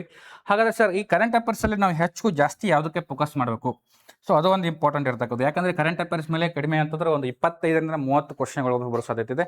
ಇಲ್ಲ ಆ ಥರ ಒಂದು 26 ಬರ್ಬೋದು ಮಿನಿಮಮ್ ಆಗಿ. 100 ಪ್ರಶ್ನೆಯಲ್ಲಿ ಒಂದು 20 ಪ್ರಶ್ನೆಗಳು ಬರ್ಬೋದು. ಹಾಗಾದ್ರೆ ಸರ್ ಕರೆಂಟ್ ಅಫೇರ್ಸಲ್ಲಿ ಮೇನ್ ಆಗಿ ನೋಡ್ಕೋಬೇಕಾದ ಯಾವುದಪ್ಪ ಅಂದರೆ ಸೊ ಒಂದೇದಾಗಿರ್ತಕ್ಕಂಥದ್ದು ಸೊ ಯೋಜನೆಗಳ ಮೇಲೆ ಪಕ್ಕಾ ಒಂದು ಕ್ವಶನ್ ಇರ್ತದೆ. ಸೊ ಈ ಯೋಜನೆಗಳು ಅಂತಂದಾಗ ಒಂದು ಕರ್ನಾಟಕದ ಯೋಜನೆಗಳಾಗಿರ್ಬೋದು, ಇಲ್ಲ ಕೇಂದ್ರ ಸರ್ಕಾರದ ಯೋಜನೆಗಳು ಪಕ್ಕ ಒಂದು ಕ್ವಶನ್ ಇರ್ತದೆ. ನೀವು ಬೇಕಾದ್ರೆ ಬರ್ದಿಟ್ಕೊಂಡ್ಬಿಡ್ರಿ. ಯೋಜನೆಗಳ ಮೇಲೆ ಒಂದು ಫಿಕ್ಸ್ ಕ್ವಶನ ಯೋಜನೆಗಳ ಮೇಲೆ. ಇನ್ನು ಸೆಕೆಂಡ್ ಅಂತ ಬಂದಾಗ ಇಂಪಾರ್ಟೆಂಟ್ ಆಗಿ ನೇಮಕಾತಿಗಳು. ಸೊ ಯಾವ್ದಾರ ಒಂದು ದೊಡ್ಡ ಹುದ್ದೆ ನೇಮಕಾತಿ ಆಗಿತ್ತಂದರೆ ಎಕ್ಸಾಂಪಲ್ ಸುಪ್ರೀಂ ಕೋರ್ಟ್ನ ಮುಖ್ಯ ನ್ಯಾಯಾಧೀಶರ ನೇಮಕಾತಿ, ಅಥವಾ ಅಟಾರ್ನಿ ಜನರಲ್ ನೇಮಕಾತಿ, ಅಥವಾ ಯಾವ್ದಾದ್ರು ಬೇರೆ ರಾಜ್ಯದಲ್ಲಿ ಮುಖ್ಯಮಂತ್ರಿಗಳಾಗಿ ಪ್ರಮಾಣ ವಚನ ಸ್ವೀಕಾರ ಮಾಡಿದರೆ ಅಥವಾ ರಾಜ್ಯಪಾಲರಾಗಿ ನೇಮಕ ಆಗಿದ್ರೆ, ಹಾಗೆ ಇನ್ನಿತರ ಯಾವುದೇ ಒಂದು ನೇಮಕಾತಿ ಅಂತ ಬಂದಾಗ ಟೋಟಲ್ ಆಗಿ ಯಾವುದೇ ಒಂದು ನೇಮಕಾತಿ ಆಗಿರಲಿ, ಅದು ಕೇಂದ್ರ ಸರ್ಕಾರಕ್ಕೆ ಸಂಬಂಧಪಟ್ಟಂತಾಗಿರ್ಬೋದು, ಹಾಗೆ ರಾಜ್ಯ ಸರ್ಕಾರಕ್ಕೆ ಸಂಬಂಧಪಟ್ಟಂತಾಗಿರ್ಬೋದು. ಸೊ ಎಲ್ಲಿ ಯಾವ ನೇಮಕಾತಿ ಆಗಿದಲ್ಲ, ಸೊ ಅದ್ರ ಮೇಲೆ ಒಂದು ಫಿಕ್ಸ್ ಕ್ವಶನು. ಸೊ ಅದನ್ನು ಸ್ವಲ್ಪ ಗಮನದಲ್ಲಿ ಇಟ್ಕೊಳ್ಳಿ. ಇನ್ನೊಂದು ಮೂರನೇದಾಗಿ ಬರ್ತಕ್ಕಂಥದ್ದು ಯಾವುದಪ್ಪ ಅಂದರೆ ಸೊ ಕ್ರೀಡೆ ಸ್ನೇಹಿತರೆ. ಸೊ ಕ್ರೀಡೆ ಮೇಲೆ ಪಕ್ಕ ಒಂದು ಫಿಕ್ಸ್ ಕ್ವಶನ್ ಇರ್ತದೆ. ಸೊ ಕ್ರೀಡೆಯಲ್ಲಿ ಅಂತ ಬಂದಾಗ ಅವ್ರು ಹೆಚ್ಚಿಗೆ ಫೋಕಸ್ ಮಾಡ್ತಕ್ಕಂಥದ್ದು ಯಾವುದಪ್ಪ ಅಂದರೆ ಸೊ ಕ್ರಿಕೆಟ್ ಮೇಲೆ. ಸೊ ಕ್ರಿಕೆಟಲ್ಲಿ ಯಾವುದಾದ್ರೂ ICCಗೆ ಸಂಬಂಧಪಟ್ಟಂಥ ಸ್ಪೋರ್ಟ್ಸ್ ನಡೆದಿದ್ರೆ, ಇವೆಂಟ್ ನಡೆದಿದ್ರೆ ಅದ್ರ ಮೇಲೆ ಒಂದು ಫಿಕ್ಸ್ ಕ್ವಶನ್ ಕೇಳ್ಬೋದು. ಯಾಕಂದರೆ ನೀವು ಹಿಂದಿನ ಪ್ರಶ್ನೆ ಪತ್ರಿಕೆಗಳು ಗಮನಿಸಿ, ಸೊ ICCಯ ಸಂಬಂಧಪಟ್ಟಂತೆ ಯಾವುದಾದ್ರೂ ರೀಸೆಂಟ್ ಟೂರ್ನಮೆಂಟ್ ಆಗಿತ್ತಂದರೆ, IPL ಅಲ್ಲ, ಸೊ IPL ಕೇಳ್ಬೋದು. ಸೊ ICCಗೆ ಸಂಬಂಧಪಟ್ಟಂತೆ ಯಾವುದಾದ್ರು ಟೂರ್ನಮೆಂಟ್ ಆಗಿದ್ರೆ ಪಕ್ಕ ಒಂದು ಫಿಕ್ಸ್ ಕ್ವಶನ್ ಇರ್ತದೆ.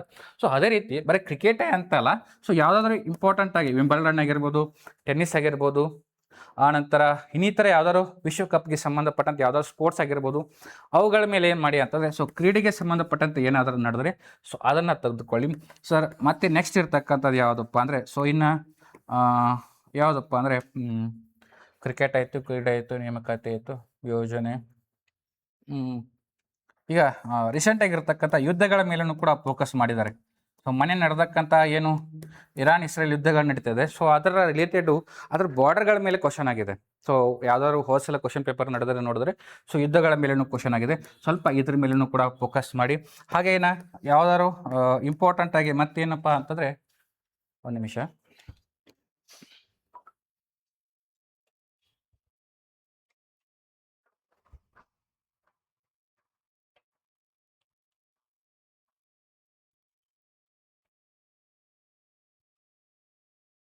ಎಸ್, ಇಂಟರ್ನ್ಯಾಷನಲ್ ಪ್ರಶಸ್ತಿಗಳ ಮೇಲೆ ಬರ್ತದೆ. ಯಾವ್ದಾರ ವ್ಯಕ್ತಿಗೆ ಯಾವುದಾದ್ರು ಒಂದು ಪ್ರಶಸ್ತಿ ಕೊಟ್ಟಿದ್ರ ಅಂತಂದರೆ, ಎಕ್ಸಾಂಪಲ್ ಈ ನೊಬೆಲ್ ಪ್ರಶಸ್ತಿ ಆಗಿರ್ಬೋದು, ಜ್ಞಾನಪೀಠ ಆಗಿರ್ಬೋದು, ಹೈಯೆಸ್ಟ್ ಕೇಳ್ತಕ್ಕಂಥದ್ದು ಕರ್ನಾಟಕ ಅಂತ ಬಂದಾಗ ಅವ್ರು ಜ್ಞಾನಪೀಠ ಪ್ರಶಸ್ತಿ ಮೇಲೆ ಜಾಸ್ತಿ ಫೋಕಸ್ ಮಾಡ್ತಾರೆ.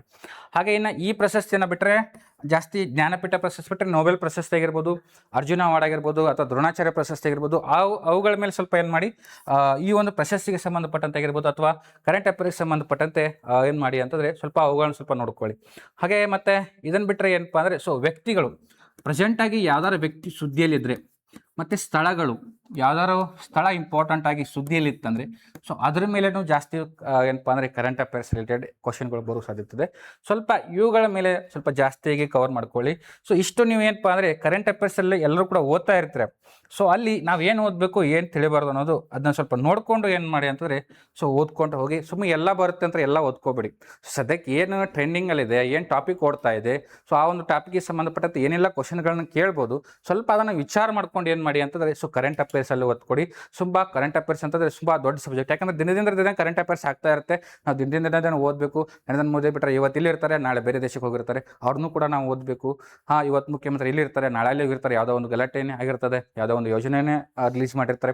ಹಾಗೆ ಏನೋ ಒಂದು ಆಗ್ತಾ ಇರುತ್ತೆ, ಸುಮಾರು ಆಗ್ತಾ ಇರುತ್ತೆ. ಸೊ ಅದಕ್ಕೆ ಸಂಬಂಧಪಟ್ಟಂತೆ ಏನೆಲ್ಲ ಆಗ್ತಿದೆ, ಏನೇನು ಇಂಪಾರ್ಟೆಂಟ್ ಇದೆ, ಮುಂಬರುವಂಥ ಎಕ್ಸಾಮ್ಗಳು ಯಾವ ಪ್ರಿಪ್ರೇಷನ್ಗೆ ಯಾವ ಕ್ವಶನ್ ಬರ್ತದೆ, ಸೊ ಅದನ್ನು ನೋಡ್ಕೊಂಡು ಏನು ಮಾಡಿ ಅಂತಂದರೆ ಸೊ ಕರೆಂಟ್ ಅಫೇರ್ಸ್ ಮೇಲೆ ಒತ್ತು ಕೊಡಿ. ಮೇನಾಗಿ ಕರೆಂಟ್ ಅಫೇರ್ಸ್ ಮೇಲೆ ಇರ್ತಕ್ಕಂಥದ್ದು ಇಂಪಾರ್ಟೆಂಟ್ ಆಗಿ ಈ ಏನು ವಿಷಯಗಳು ವಾರು ಕರೆಂಟ್ ಅಫೇರ್ಸಲ್ಲಿ ಯಾವುದೇ ಒಂದು ವಿಷಯನೂ ಕೂಡ ಏನಪ್ಪ ಅಂದರೆ ಕರೆಂಟ್ ಅಫೇರ್ಸಲ್ಲಿ ಏನಂತಂದರೆ ಸೊ ಯಾವುದೇ ಒಂದು ವಿಷಯ ನಡೆದ್ರೂ ಕೂಡ ಅದ್ರ ಹಿಂದಿನ ಬ್ಯಾಕ್ಗ್ರೌಂಡು ಕೂಡ ತೊಗೊಂಬರ್ತಾರೆ. ಸೊ ಡೈರೆಕ್ಟಾಗಿ ಅದು ಒಂದು ಕ್ವಶನ್ ಬಂದಿದೆ ಸರ್, ಇವತ್ತೊಂದು ಯಾವುದೋ ಒಂದು ಯೋಜನೆ ರಿಲೀಸ್ ಆಗಿದೆ ಅಂತಂದರೆ ಆ ಹಿಂದಿನ ಯೋಜನೆಗಳನ್ನು ಕೂಡ ಅಥವಾ ಆ ಒಂದು ಹಿಂದಿನ ಯೋಜನೆ ಆ ಒಂದು ಯೋಜನೆಗೆ ಸಂಬಂಧಪಟ್ಟಂತೆ ಏನೆಲ್ಲ ಬ್ಯಾಕ್ಗ್ರೌಂಡ್ ಇತ್ತು ಅದರ ಮೇಲೂ ಕೂಡ ಕ್ವಶನ್ ಆಗೋ ಸಾಧ್ಯತೆ ಇರ್ತದೆ.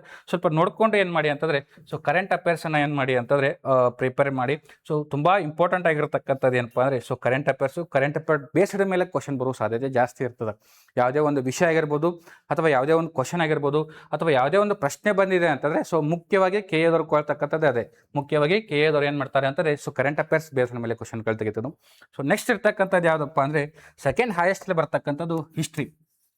ಸೊ ಹಿಸ್ಟ್ರಿ ಮತ್ತು ಕರೆಂಟ್ ಅಫೇರ್ಸ್ ಏನಪ್ಪ ಅಂದರೆ ಸೊ KA ಒಂದು ತುಂಬ ಆತ್ಮೀಯವಾದಂಥ ಸಬ್ಜೆಕ್ಟ್ಗಳು ಎರಡು ಕೂಡ, ಹಿಸ್ಟ್ರಿ ಆಗಿರ್ಬೋದು ಮತ್ತು ಕರೆಂಟ್ ಅಫೇರ್ಸ್. ಸೊ ಹಿಸ್ಟ್ರಿಯಲ್ಲಿ ನಾವು ತೆಗೆದುಕೊಂಡಾಗ ಮೇನಾಗಿ ಒಂದು ಹಿಸ್ಟ್ರಿಯಲ್ಲಿ ಒಂದು 15ರಿಂದ 20 ಕ್ವಶನ್ ಏನಪ್ಪ ಅಂದರೆ ಸೊ KA ಕೇಳ್ತಿರ್ತಾರೆ. ಒಂದು 15ರಿಂದ ಒಂದು 20 ಕ್ವಶನ್ ಆರಾಮ್ ಕೇಳಿದ್ರು ಕೇಳ್ತಾರೆ. ಸೊ 15ರಿಂದ 20 ಕ್ವಶನ್ದಲ್ಲಿ ಮಾಮೂಲಾಗಿ ನಿಮ್ಮ ಇರ್ತಕ್ಕಂಥ ಪುಸ್ತಕಗಳು ಅಥವಾ ಕರ್ನಾಟಕದಲ್ಲಿ ಇರ್ತಕ್ಕಂಥ ಯಾವುದೇ ಆ ಥರ ಪುಸ್ತಕಗಳನ್ನು ತೊಗೊಂಡ್ರು ನಿಮಗೆ ಮಿನಿಮಮ್ ಆಗಿ 15 ಕ್ವಶನ್ದಲ್ಲಿ ಒಂದು 20 ಕ್ವಶನ್ದಲ್ಲಿ ನಿಮಗೆ ಕಂಪಲ್ಸರಿಯಾಗಿ ಒಂದು 15 ಕ್ವಶನ್ ಟಚ್ ಹತ್ಬೋದು. ಆದರೆ ಇನ್ನು 5 ಕ್ವಶನ್ ಬರಲ್ಲ. ಸರ್ ಈ 5 ಕ್ವಶನ್ ಎಲ್ಲಿಂದ ಬಂದು ಸರ್ ಅಂತ ನೀವು ಕೇಳ್ಬೋದು. ಸೊ ಈ 5 ಕ್ವಶನ್ ಎಲ್ಲಿಂದ ಬಂದಿದ್ದಾವೆ ಅಂತಂದರೆ so direct come from NCERT.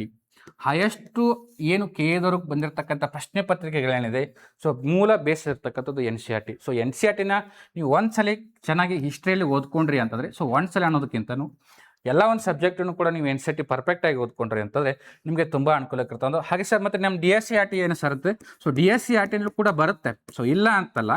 But ಈ ಒಂದು ಹಿಸ್ಟ್ರಿ ಕ್ವಶನ್ಗಳನ್ನ ನೀವು ಸ್ವಲ್ಪ ನೋಡಿ ಅನಾಲಿಸಿಸ್ ಮಾಡಿ. ಸೊ ಯಾವುದೇ ಒಂದು ಕ್ವಶನ್ ಆಗಿರ್ಬೋದು ಅಥವಾ ಯಾವುದೇ ಒಂದು ಹೊಸ ಕ್ವಶನ್ ನಿಮ್ಗೆ ಏನಾದರೂ ಕಂಡಿದೆ ಅಂತಂದರೆ, ನಮ್ಮ ಕನ್ನಡ ಮಾಧ್ಯಮ ಓದುವ ಅಭ್ಯರ್ಥಿಗಳಿಗೆ ನಿಮ್ಗೆ ಏನಾದರೂ ಒಂದು ಹೊಸ ಹಿಸ್ಟ್ರಿ ಕ್ವಶನ್ ಬಂದಿದೆ ಅಂತಂದರೆ, ಸೊ ಅದು ಬರ್ತಕ್ಕಂಥದ್ದು ಎಲ್ಲಿಪ್ಪ ಅಂತಂದರೆ ಸೊ ಹಿಸ್ಟ್ರಿಯಲ್ಲಿ NCERT ಮೇಲಿಂದ ಕ್ವಶನ್ಗಳೇ ಬಂದಿರ್ತದೆ. ಸೊ ಯಾಕೆ ಅಂತಂದರೆ ನಿಮಗೆ ಮೂಲ NCERT ಪುಸ್ತಕಗಳನ್ನ ಯಾವುದೋ ಕನ್ನಡ ಮಾಧ್ಯಮದಲ್ಲಿ ಇದುವರೆಗೆ ಯಾರೋ ಟ್ರಾನ್ಸ್ಲೇಷನ್ ಮಾಡಿಲ್ಲ, ಹಾಗೆ ಅಲ್ಲಿರ್ತಕ್ಕಂಥ ಸಬ್ಜೆಕ್ಟನ್ನು ನಿಮ್ಗೆ ಯಾವುದು ಗೊತ್ತಿಲ್ಲ. ಸೊ ಅವಾಗ ಏನಾಗುತ್ತೆ ಅಂದರೆ NCERTಲಿರ್ತಕ್ಕಂಥ ಹಿಸ್ಟ್ರಿ ಕ್ವಶನ್ಗಳು ಏನಾದರೂ ನಿಮಗೆ ಬಂದರೆ ನಿಮಗೆ ಗೊತ್ತಾಗಲ್ಲ. ಸೊ NCERTದಲ್ಲಿ ಏನಾಗುತ್ತೆ ಅಂತಂದರೆ ಇದಾದಪ್ಪ ಹೊಸ ಕ್ವಶನ್ ಬಂತು, ಹಿಸ್ಟ್ರಿಯಲ್ಲಿ ಓದೇ ಇಲ್ಲಲ್ಲ. ಸೊ ಆಲ್ಮೋಸ್ಟ್ ಅಲ್ಲಿ ಆಗ್ತಕ್ಕಂಥದ್ದು ಯಾರಪ್ಪ ಅಂದರೆ ಸೊ ಹಿಸ್ಟ್ರಿಯಲ್ಲಿ ಒಂದು ಹೊಸ ಪ್ರಶ್ನೆಗಳು ಬರ್ತಕ್ಕಂಥದ್ದು NCERT ಮೇಲೆ.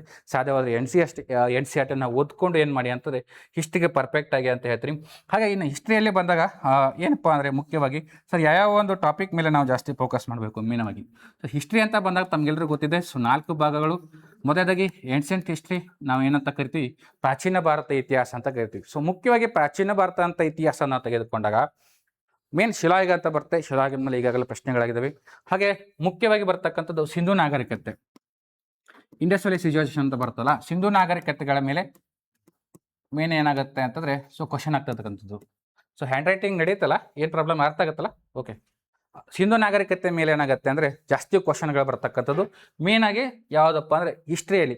ಆ ನಂತರ ನೆಕ್ಸ್ಟ್ ಬರ್ತಕ್ಕಂಥದ್ದು ಯಾವುದಪ್ಪ ಅಂದರೆ ಸೊ ಬುದ್ಧರ ಮೇಲೆ ಅಥವಾ ಹೊಸ ಮತಗಳ ಉದಯ ಅಂತ ನಾವೇನು ಕರಿತೀವಿ, ಗೌತಮ ಬುದ್ಧ ಆಗಿರ್ಬೋದು ಅಥವಾ ಮತ್ತು ಇವರ ಒಂದು ಹೊಸ ಮತಗಳ ಬುದ್ಧ ಆಗಿರ್ಬೋದು, ಗೌತಮ ಬುದ್ಧ ಮತ್ತು ಮಹಾವೀರ ಮೇಲೆ ಏನಾಗುತ್ತೆ ಅಂತಂದರೆ ಸೊ ಕ್ವಶನ್ ಆಗೋ ಸಾಧ್ಯತೆ ಇದೆ. ಸೊ ಇಲ್ಲಿ ಏನು ಮಾಡ್ತಿದ್ದಾರೆ, ಸೊ ಮೊದಲು ಏನು ಮಾಡ್ತಿದ್ರು ಅಂತಂದರೆ ಸೊ ಗೌತಮ ಬುದ್ಧ ಎಲ್ಲಿ ಜನಿಸಿದ, ಅವರ ಹಿನ್ನೆಲೆ ಏನು ಅಂತ ಕೇಳ್ತಿದ್ರು. ಸೊ ಈಗ ಏನು ಮಾಡ್ತಿದ್ದಾರೆ ಅಂತಾರೆ, ಈ ಒಂದು ಬೌದ್ಧ ಜನ್ಮಕ್ಕೆ ಸಂಬಂಧಪಟ್ಟಂತೆ ಅವರ ಪ್ರಬಂಧಗಳ್ಯಾವುದು, ಕೃತಿಗಳ್ಯಾವು, ಸೊ ಅವರು ಮಂಡಿಸ್ತಕ್ಕಂಥ ಪ್ರಬಂಧ ಅಥವಾ ಅವುಗಳ ಮೇಲೆ ಏನು ಮಾಡ್ತಾರೆ ಅಂತಾರೆ ಸ್ವಲ್ಪ ಜಾಸ್ತಿ ಫೋಕಸ್ ಮಾಡ್ತಾರೆ. ಸ್ವಲ್ಪ ಅವುಗಳ ಬಗ್ಗೆ ನೋಡ್ಕೊಳ್ಳಿ. ಇನ್ನು ಮಹಾವೀರನ ಬಗ್ಗೆನೂ ಆಯಿತು, ಅದನ್ನು ಕೂಡ ಸ್ವಲ್ಪ ನೋಡ್ಕೊಳ್ಳಿ. ಇದನ್ನು ಬಿಟ್ಟರೆ ಸೊ ನೆಕ್ಸ್ಟ್ ಇರ್ತಕ್ಕಂಥದ್ದೇ ಅಶೋಕನ ಬಗ್ಗೆ ಜಾಸ್ತಿ ಕ್ವಶನ್ಗಳಾಗ್ತಕ್ಕಂಥದ್ದು. ಅಂದರೆ ಮೌರ್ಯ ಸಾಮ್ರಾಜ್ಯಕ್ಕೆ ಸಂಬಂಧಪಟ್ಟಂತೆ ಅಶೋಕನ ಹೊಡಿಸ್ತಕ್ಕಂಥ ಶಾಸನಗಳಿಗೆ ಮೇಲೆ ಹೆಚ್ಚು ಪ್ರಶ್ನೆಗಳು ಬರ್ತಕ್ಕಂಥದ್ದು, ಅವುಗಳನ್ನ ನೋಡ್ಕೊಳ್ಳಿ. ಸರ್ ಇದನ್ನು ಬಿಟ್ಟರೆ ನಿಮಗೆ ಕಲ್ಯಾಣಿ ಯಾರು ಬರ್ತಾರೆ ಅಂತಂದರೆ ಅಶೋಕನ ಬಿಟ್ಟರೆ ಇವ್ರು ಬಿಟ್ಟರೆ ಇಂಪಾರ್ಟೆಂಟ್ ಆಗಿರ್ತಕ್ಕಂಥದ್ದು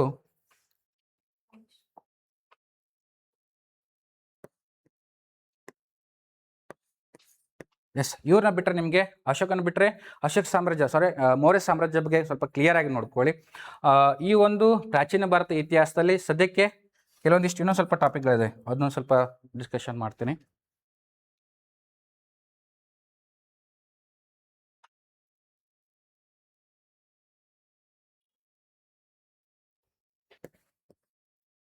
ಇದನ್ನು ನೋಡ್ಕೊಳ್ಳಿ. ಪ್ರಾಚೀನ ಮಧ್ಯಕಾಲೀನ ಈ ಬಾದಾಮಿ ಚಾಲಕರು ಬರ್ತಾರೆ, ಇದು ಕನ್ನಡದಲ್ಲಿ ಬರುತ್ತೆ. ಸೊ ಇದು ಬೇಡ ಇಲ್ಲಿ. ಸೊ ಇವೊಂದು 2-3 ಚಾಪ್ಟರ್ ಇದೆ. ಸೊ ಇವುಗಳನ್ನ ನೋಡ್ಕೊಳ್ಳಿ. ಹಾಗೆ ಮಧ್ಯಕಾಲೀನ ಇತಿಹಾಸ ತಗೋಣ. ಮಧ್ಯಕಾಲೀನ ಇತಿಹಾಸದಲ್ಲಿ ಏನಂತಂದರೆ ನಿಮ್ಗೆಲ್ಲರೂ ಗೊತ್ತಿದೆ, ಎಲ್ಲಿ ಅಂತಂದರೆ ಸೊ ಬಹುಮನಿ ಸಾಮ್ರಾಜ್ಯ ಮೇಲೆ ಹೆಚ್ಚಿನ ಪ್ರಶ್ನೆಗಳು ಬರ್ತಕ್ಕಂಥದ್ದು. ಹಾಗೆ ವಿಜಯನಗರ ಸಾಮ್ರಾಜ್ಯ ಮೇಲೆ ಹೆಚ್ಚಿನ ಪ್ರಶ್ನೆಗಳು ಬರ್ತದ್ದು. ಹಾಗೆ ಮರಾಠರಾಗಿರ್ಬೋದು ಮತ್ತು ಪೇಶ್ವೆಗಳು ಬರ್ತಾರೆ, ಇದರಲ್ಲಿ ಬರ್ತಾರೆ. ಸೊ ಇವುಗಳ ಮೇಲೆ ಜಾಸ್ತಿ ಪ್ರಶ್ನೆ ಆಗತಕ್ಕಂಥದ್ದು. ಹಾಗೆ ಇನ್ನು ಇವ್ರನ್ನ ಬಿಟ್ಟರೆ ನಿಮಗೆ ಮೇನ್ ಜಾಸ್ತಿ ಕರ್ನಾಟಕ ಇತಿಹಾಸದ ಮೇಲೆ ಏನಪ್ಪ ಅಂದರೆ ಇತಿಹಾಸಕ್ಕೆ ಸಂಬಂಧಪಟ್ಟಂತೆ ಪ್ರಶ್ನೆಗಳಾಗುತ್ತೆ. ಏನು ಇತಿಹಾಸಕ್ಕೆ ಸಂಬಂಧಪಟ್ಟಂತೆ ಕ್ವಶನ್ಗಳು ಜಾಸ್ತಿ ಎಲ್ಲಾಗುತ್ತಂದರೆ ಸೊ ಕರ್ನಾಟಕ ಇತಿಹಾಸದ ಮೇಲೆ, ಕರ್ನಾಟಕದ ಏಕೀಕರಣ ಚಳವಳಿ ಆಗಿರ್ಬೋದು, ಹಾಗೆ ವಿಜಯನಗರ ಸಾಮ್ರಾಜ್ಯ ಆಗಿರ್ಬೋದು, ಹಾಗೆ ಇನ್ನು ಇವುಗಳಿಗೆ ಸಂಬಂಧಪಟ್ಟಂತೆ ಜಾಸ್ತಿ ಫೋಕಸನ್ನು ಮಾಡ್ಕೊಳ್ಳಿ. ಕರ್ನಾಟಕ ಇತಿಹಾಸದ ಮೇಲೆ ಸ್ವಲ್ಪ ಜಾಸ್ತಿ ಫೋಕಸನ್ನು ಮಾಡ್ಕೊಂಡು ಅಲ್ಲಿರ್ತಕ್ಕಂಥ ಇಂಪಾರ್ಟೆಂಟ್ ಸಬ್ಜೆಕ್ಟ್ಗಳನ್ನ ನೋಡ್ಕೊಳ್ಳಿ. ಒಂದೊಂದಾಗಿ ನೆಕ್ಸ್ಟ್ ಹೇಳ್ತೀನಿ ಮತ್ತೆ ಬೇಕಾದರೆ. ಇದಿಷ್ಟು ಏನಪ್ಪ ಅಂದರೆ ಇಷ್ಟಿಗೆ ಸಂಬಂಧಪಟ್ಟಂತೆ ರಿಲೇಟೆಡು. ಹಾಗೆ ಏನು ಮೇನ್ ಆಗಿರ್ತಕ್ಕಂಥದ್ದು ಯಾವುದಪ್ಪ ಅಂತಂದರೆ ಸೊ ಆಧುನಿಕ ಭಾರತ ಇತಿಹಾಸ. ಸೊ ಆಧುನಿಕ ಭಾರತ ಇತಿಹಾಸದ ಮೇಲೆ ಕೂಡ ಸೊ ಜಾಸ್ತಿ ಫೋಕಸನ್ನು ಮಾಡ್ಕೊಳ್ಳಿ. ಮೇನಾಗಿ ಎಲ್ಲಿ ಅಂತಂದರೆ 1857 ದಂಗೆ ನಂತರ ಆಗತಕ್ಕ ಚಳುವಳಿಗಾಗಿರ್ಬೋದು, ಉಗ್ರಗಾಮಿಗಳಾಗಿರ್ಬೋದು, ಮತ್ತು ಗಾಮಿಗಳಾಗಿರ್ಬೋದು, ಗಾಂಧಿ ಯುಗ ಆಗಿರ್ಬೋದು, ಮತ್ತು ಮುಖ್ಯವಾಗಿ ಈಗೇನು ಸುಭಾಷ್ ಚಂದ್ರ ಬೋಸ್ ಆಗಿರ್ಬೋದು, ಭಗತ್ ಸಿಂಗು, ಇವರುಗಳ ಮೇಲೆ ವ್ಯಕ್ತಿತ್ವಗಳ ಮೇಲೆ ಜಾಸ್ತಿ ಪ್ರಶ್ನೆಗಳಾಗುವ ಸಾಧ್ಯತೆ ಇರ್ತದೆ. ಸೊ ಹಾಗೆ ಇದನ್ನು ಬಿಟ್ಟರೆ ಕೆಲವೊಂದಿಷ್ಟು ಘಟನೆಗಳು ನಡೀತವೆ. ಅಂದರೆ ಈಗ 1857 ಚಳವಳಿ ನಂತರ ಮುಖ್ಯವಾಗಿ ಸ್ವಾತಂತ್ರ್ಯ ಸಂಗ್ರಾಮದಲ್ಲಿ ಕೆಲವೊಂದಿಷ್ಟು ಹೋರಾಟಗಳು ನಡೀತವೆ. ಅದರ ಮೇಲೆ ಸ್ವಲ್ಪ ಜಾಸ್ತಿ ಫೋಕಸ್ ಮಾಡ್ಕೊಳ್ಳಿ. ಇದಿಷ್ಟು ಏನಪ್ಪ ಅಂದರೆ ಹಿಸ್ಟ್ರಿಗೆ ಸಂಬಂಧಪಟ್ಟಂತೆ. ಇನ್ನು ನೆಕ್ಸ್ಟ್ ಇರ್ತಕ್ಕಂಥದ್ದು ಏನಪ್ಪ ಅಂತಂದರೆ ಜಿಯೋಗ್ರಫಿಗೆ ಸಂಬಂಧಪಟ್ಟಂತೆ. ಜಿಯೋಗ್ರಫಿ ಸಂಬಂಧಪಟ್ಟಂತೆ ಏನಪ್ಪ ಅಂದರೆ ಮುಖ್ಯವಾಗಿ ನೀವು ನೋಡ್ಕೋಬೇಕಾದದ್ದು ನದಿ ವ್ಯವಸ್ಥೆಗಳ ಬಗ್ಗೆ. ನದಿ ವ್ಯವಸ್ಥೆ ಮೇಲೆ ಒಂದು ಪಕ್ಕ ಪಿಕ್ಸ್ ಕ್ವಶನ್ ಇರ್ತದೆ. ಹಾಗೆ ಮಣ್ಣುಗಳ ಬಗ್ಗೆ ಒಂದು ಪಿಕ್ಸ್ ಕ್ವಶನ್ ಇರ್ತದೆ. ಹಾಗೇನ ಯಾವುದಾದ್ರೂ ಒಂದು ಯಾವುದಪ್ಪ ಅಂದರೆ ಶಕ್ತಿ ಅಥವಾ ಸರೋವರಗಳು ಅಥವಾ ನೀರಿಗೆ ಸಂಬಂಧಪಟ್ಟಂತೆ ಪೂರ್ವಕ್ಕೆ ಹರಿಯುವ ನದಿ ಯಾವುದು, ಪಶ್ಚಿಮಕ್ಕೆ ಹರಿಯುವ ನದಿ ಯಾವುದು, ಅವುಗಳ ಮೇಲೆ ಒಂದು ಪಕ್ಕ ಪಿಕ್ಸ್ ಕ್ವಶನ್ ಇರ್ತದೆ. ಸೊ ಇಂಥ ಒಂದಷ್ಟು ಪಿಕ್ಸ್ ಕ್ವಶನ್ಗಳು ಏನು ಮಾಡಿ ಅಂತಂದರೆ ನೀವೇ ಆಗಿ ಏನು ಹಳೆಯ ಒಂದು 3 ವರ್ಷ ಅಥವಾ 4 ವರ್ಷ ಹಳೆಯ ಕ್ವಶನ್ ಪೇಪರನ್ನು ತೆಗೆದು ನೋಡಿ, ಕೆ ಎದವ್ರದ್ದು. ಆ ಒಂದು ತೆಗೆದು ನೋಡಿದಾಗ ಏನಾಗುತ್ತೆ ಅಂತಂದರೆ ನಿಮಗೆ ರಿಪೀಟೆಡ್ ಆಗಿ ಯಾವ ಪ್ರಶ್ನೆಗಳು ಬರ್ತಾ ಇದ್ದಾವೆ, ಜಿಯೋಗ್ರಫಿ ಮೇಲೆ ಯಾವ ಕ್ವಶನ್ಗಳನ್ನ ಕೇಳಿದ್ದಾರೆ, ಯಾವ ಒಂದು ಟಾಪಿಕ್ ಮೇಲೆ ಕ್ವಶನ್ಗಳನ್ನು ಕೇಳಿದ್ದಾರೆ, ಅನ್ನೋದೇನಾಗುತ್ತೆ ನಿಮ್ಗೆ ಗೊತ್ತಾಗುತ್ತೆ. ಯಾವ್ಯಾವ ಒಂದು ಟಾಪಿಕ್ಗಳು ಇಂಪಾರ್ಟೆಂಟ್ ಟಾಪಿಕ್ಗಳೇನಿದ್ದಾವೆ ಅದನ್ನು ನಾನು ಗ್ರೂಪ್ಗೆ ಶೇರ್ ಮಾಡೋಕ್ಕೆ ಹೇಳ್ತೀನಿ.